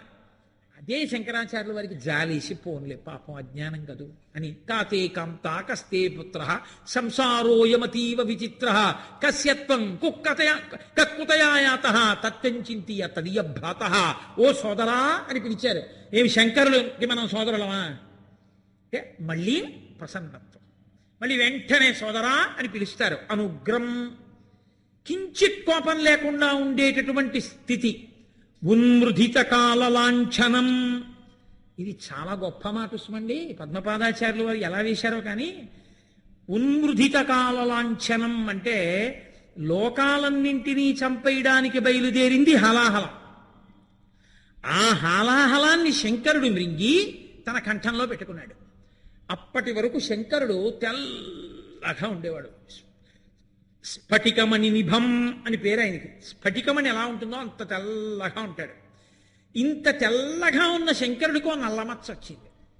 ఇంగ్లీష్లో అంటే విషం మింగినప్పుడు కంఠంలో పెట్టుకున్నాడు. లోపలికి వెళ్ళిపోతే ఉదరము లోకంబులకున సదనంబుకు తెరిగి శివుడు చటుల విషాగ్నిన్ కుదురుకొనే కంఠబిలమున పదిలంబుకు నిలిపే సూక్ష్మ ఫలరసముక్రియన్. బయటికి వదలకుండా లోపలికి వదలకుండా లోకాన్ని రక్షించడానికి కంఠంలో పెట్టుకుంటే ఆ కంఠం నల్లబడి నీలకంధర నీలగ్రీవ అని ఆయన్ని శ్రీకంఠ అని లోకం కీర్తించింది. ఇంత తెల్లని శంకరుడికో నల్లమచ్చ వచ్చింది. తెలుగులో ఆ మాటకి అంత పెద్ద శక్తివంతంగా అనిపించదు కానీ మచ్చ వచ్చిందిరా అంటారు.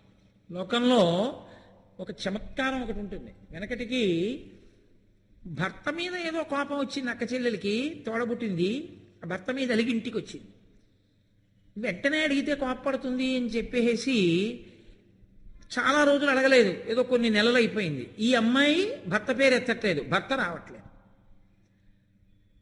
అన్నదమ్ముడికి అనుమానం వచ్చింది, ఏమిటి బావగారికి ఊసెత్తదు, బావగారు రావట్లేదు, ఏమైనా చెయ్యరా అని చెప్పు చేసిందా అని. అడగకూడదు తోబుట్టుని, అడగకపోతే తప్పదు. కాబట్టి చమత్కారంగా అడిగించడం కోసమని పాలు పిండడానికి వెడుతూ అక్కడే అక్క చెల్లెలు నించునుంటే భార్యతో ఒక మాట అనిపించాడు. చంద్రుడి వంక చూడమని, ఏమండి చంద్రుడిని చూసారా, అచ్చకి మచ్చ వచ్చింది అంది. అచ్చ అంటే చంద్రుడు, చంద్రుడికి మచ్చ వచ్చింది అంది. అంటే ఏదో మచ్చ పడింది అందుకే వెళ్ళటం లేదు, ఇక్కడ ఉండిపోయింది అని శ్లేష. వెంటనే ఆడబడుచు అంది, పుట్టింటికి వచ్చిన ఆడబడుచు, అచ్చకి మచ్చొస్తే పడి చస్తుంది కానీ పుట్టింటికి రాదండి. చాలు, బావగారు ఎక్కడికో వెళ్ళారనమాట, దూరదేశం, అక్క చెల్లెలు వచ్చింది, చాలా సంతోషం అని వెళ్ళిపోయారు. ఇద్దరు ఒకళ్ళతో ఒకళ్ళు అనుకోకుండా చెప్పుకున్నారు. మత్స అన్న మాటకు అంత అర్థం ఉంది. శంకరుడికైనా మత్స ఉందేమో, అప్పుడప్పుడు కోప్పడతాడని.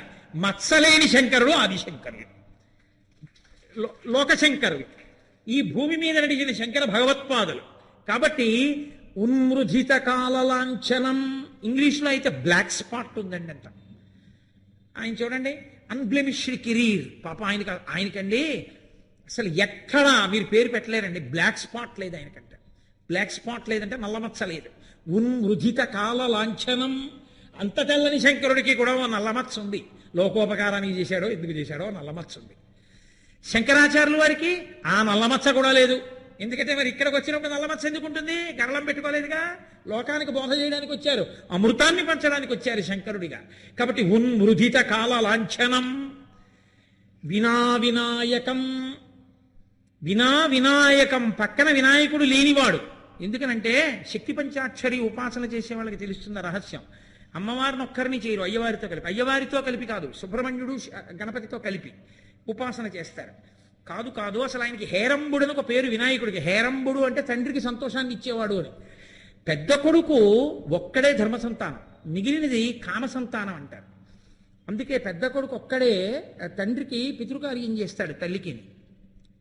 అటువంటి పెద్ద కొడుకు లోకంలో మర్యాద ఏమిటంటే, తండ్రికి గొప్ప సంతోషం ఏమిటంటే, కొడుకు దగ్గర ఉండి పెద్ద కొడుకు అందులో పక్కనుండి అన్నిటికీ శుభలేఖ మా నాన్నగారి పేరు మీద ఇవ్వండి మహానుభావుడు, అంతేగాని నా పేరు మీద రాయకండి సుమా, నాన్నగారి పేరు మీద రాయండి అని. నాన్నగారండి ఇవాళ ఏం చేయమంటారు, నాన్నగారండి వాళ్ళకి ఎంత ఇమ్మంటారు, నాన్నగారండి వీళ్ళకి ఎంత ఇమ్మంటారు. తను ప్రయోజకుడై కూడా నాన్నగారండి నాన్నగారండి అంటూ తిరుగుతున్నాడు అనుకోండి, తండ్రి పొంగిపోతాడు. హేరంబహ, గణపతి అలా తిరుగుతూ ఉంటారు ఎప్పుడు శివుడి దగ్గర. కాబట్టి వినాయకం, విశిష్టమైన నాయకుడైన. కాబట్టి ఎప్పుడు శివుడి పక్కన వినాయకుడు ఉంటాడు. అదే శివుడు శంకరాచార్యుల వారిగా వస్తే పక్కన ఉండడు. అందుకని వినా వినాయకం కాదు. అసలు రహస్యం ఏమిటో తెలుసా అండి? వినాయక అన్న నామం అమరకోశంలో బుద్ధుడికి ఉంది, తథాగతుడికి. ఆయనకి వినాయక అని పేరు. తథాగతుడు రాజ్యాన్ని విడిచిపెట్టి వెళ్ళిపోయాడే, ఆయన బౌద్ధమత ప్రచారం చేశాడు. బౌద్ధమతం సనాతన ధర్మానికి వ్యతిరేకం కాబట్టి ఆ బౌద్ధమతం శూన్యవాద ప్రచారం చేసింది. సనాతన ధర్మ ప్రచారం చేయడానికి వచ్చిన శంకరాచార్యుల వారి యొక్క వాదము ముందు నిలబడలేక ఆయన ఏమీ ఎత్తి చూపించలేదు, తప్పు చెప్పలేదు. కానీ నిష్కారణంగా సనాతన ధర్మంలో తప్పులు పట్టుకునే ప్రయత్నం చేస్తున్న వాళ్ళ నోరు మూయించడానికి శంకరులు మాట్లాడారు. ఆయన ప్రజ్ఞకి తట్టుకోలేక భారతదేశాన్ని విడిచిపెట్టి బౌద్ధం పారిపోయింది కాబట్టి శంకరులుంటే తథాగతుడు నిలబడలేకపోయాడు. కాబట్టి బుద్ధుడు వినా వినాయకం, బౌద్ధం వెళ్ళిపోయింది శంకరులు వస్తే. కాబట్టి వినా వినాయకం అపూర్వ శంకరం. ఆ శంకరుడి గురించి మాకు తెలుసు, ఇలాంటి శంకరుడి గురించి మాకు తెలియదు అసలు. ఆదిశంకరా, నీవు అపూర్వ శంకరుడవి. ఆ శంకరుడి గురించి ఎన్ని రూపాలో, 64 లీలామూర్తులు మేము విన్నాం, చదువుకున్నాం, నమస్కారాలు చేశాం. కానీ శంకరా, ఆదిశంకర భగవత్పాద, మీ వంటి శంకరుడి లేడు, మీరే అపూర్వ శంకరులు. ఇంత గొప్ప స్వరూపం మీది. అటువంటి గురువర్యా, మీరే పరమేశ్వరుడు. పరమేశ్వరుడు గురువుగా మా ముందు కదులుతున్నారు మమ్మల్ని ఉద్ధరించడానికి. ఓ గురు సార్వభౌమా నమస్కారం అనడానికి. నమామ్యభోగి పరివార సంపదం నిరస్తభూతిం అనుమార్థ విగ్రహం అనుగ్రం ఉన్మృతిత కాల లాంఛనం వినా వినాయకం అపూర్వ శంకరం అని స్తోత్రం చేశారు పద్మపాదాచార్యుల వారు. అందుకని మహానుభావుడు పూర్వాశ్రమంలో శంకర, సన్యాసాశ్రమంలో శంకర, పేరు మారని ఏకైక వ్యక్తి శంకర భగవత్పాదులు. అంత గొప్ప అవతారం అంటే లోకమునకు శంకరోతీతి శంకర, సుఖాన్ని అందించడానికి వచ్చినటువంటి అవతారం. అటువంటి మహానుభావుడు పుట్టినటువంటి వైశాఖ శుక్ల పంచమి ఇవాళ ఒక్కరోజు రాత్రి గడిచిపోయిందా? రేపు తెల్లవారి 6 అయ్యేటప్పటికీ మనందరం త్రిపుర సుందరి అమ్మవారి గుడికెళ్ళి నిజంగా కూడా అలాగే ఉంటారు. అక్కడ ఉన్నటువంటి శంకర భగవత్పాదుల్ని చూస్తే మహానుభావుణ్ణి ఉన్మృతిత కాల లాంఛనం, ఎక్కడ చిన్న నల్లమచ్చ ఉండదు, అలా ఉంటారు. ఆ శంకరుల్ని చూసి ప్రణిపాతం చేసి నమస్కారం చేసి అభిషేకం చూసి పల్లకి పట్టుకుని 116 నామములతో పూజ చూసి సంతోషంగా బయలుదేరి రేపు సాయంకాలం మళ్ళీ ప్రవచనం విని చక్కగా శంకరులతో జై జై శంకర హరహర శంకర అంటూ వెళ్ళి కామాక్షి అమ్మవారి ముందు శంకరుల్ని సన్నిధానం చేయించి అక్కడ 10 శ్లోకాలు సౌందర్యలహరిలో చదువుకుని తీర్థప్రసాదాలు స్వీకరించి ఇంటికి వెడతాం. ఇక ప్రత్యేకంగా కార్యక్రమం గురించి చెప్పక్కర్లేదు, ఉపన్యాసంలోనే చెప్పేశాను. మీకు ఎవరికి ఇక ప్రత్యేకంగా చెప్పాలని నేను అనుకోవట్లేదు, మీకు అందరికీ అర్థమైంది. రేపు 6 అయ్యేటప్పటికే ముందే పంచె కట్టుకుని త్రిపుర సుందరి అమ్మవారి దేవాలయానికి రండి. ఇప్పుడు నేను మంగళం చెప్పిన తర్వాత తోటకాష్టకంతో శంకర భగవత్పాదులకి నమస్కారం చేసి అప్పుడు బయలుదేరదాం. మంగళాశాసనపరై మదాచార్య పురోగమై సర్వైశ్చ పూర్వైరాచార్యై తత్కృతాయాస్తు మంగళం. మంగళం కోసలేంద్రాయ మహనీయ గుణాత్మనే చక్రవర్తి తనూజాయ సర్వభౌమాయ మంగళం. ఉమాకాంతాయ కాంతాయ కామితార్థప్రదాయినే శ్రీగిరీశాయ దేవాయ మలినాథాయ మంగళం. కరచరణకృతం వా కర్మవాక్కాయజం వా శ్రవణనైనజం వా మానసం వా పరాధం విహితం వా సర్వమేత్తక్షమస్వా శివ శివ కరుణాబ్ధే శ్రీ మహాదేవ శంభో. సర్వం శ్రీ ఉమామహేశ్వర బ్రహ్మార్పణమస్తు. స్వస్తి.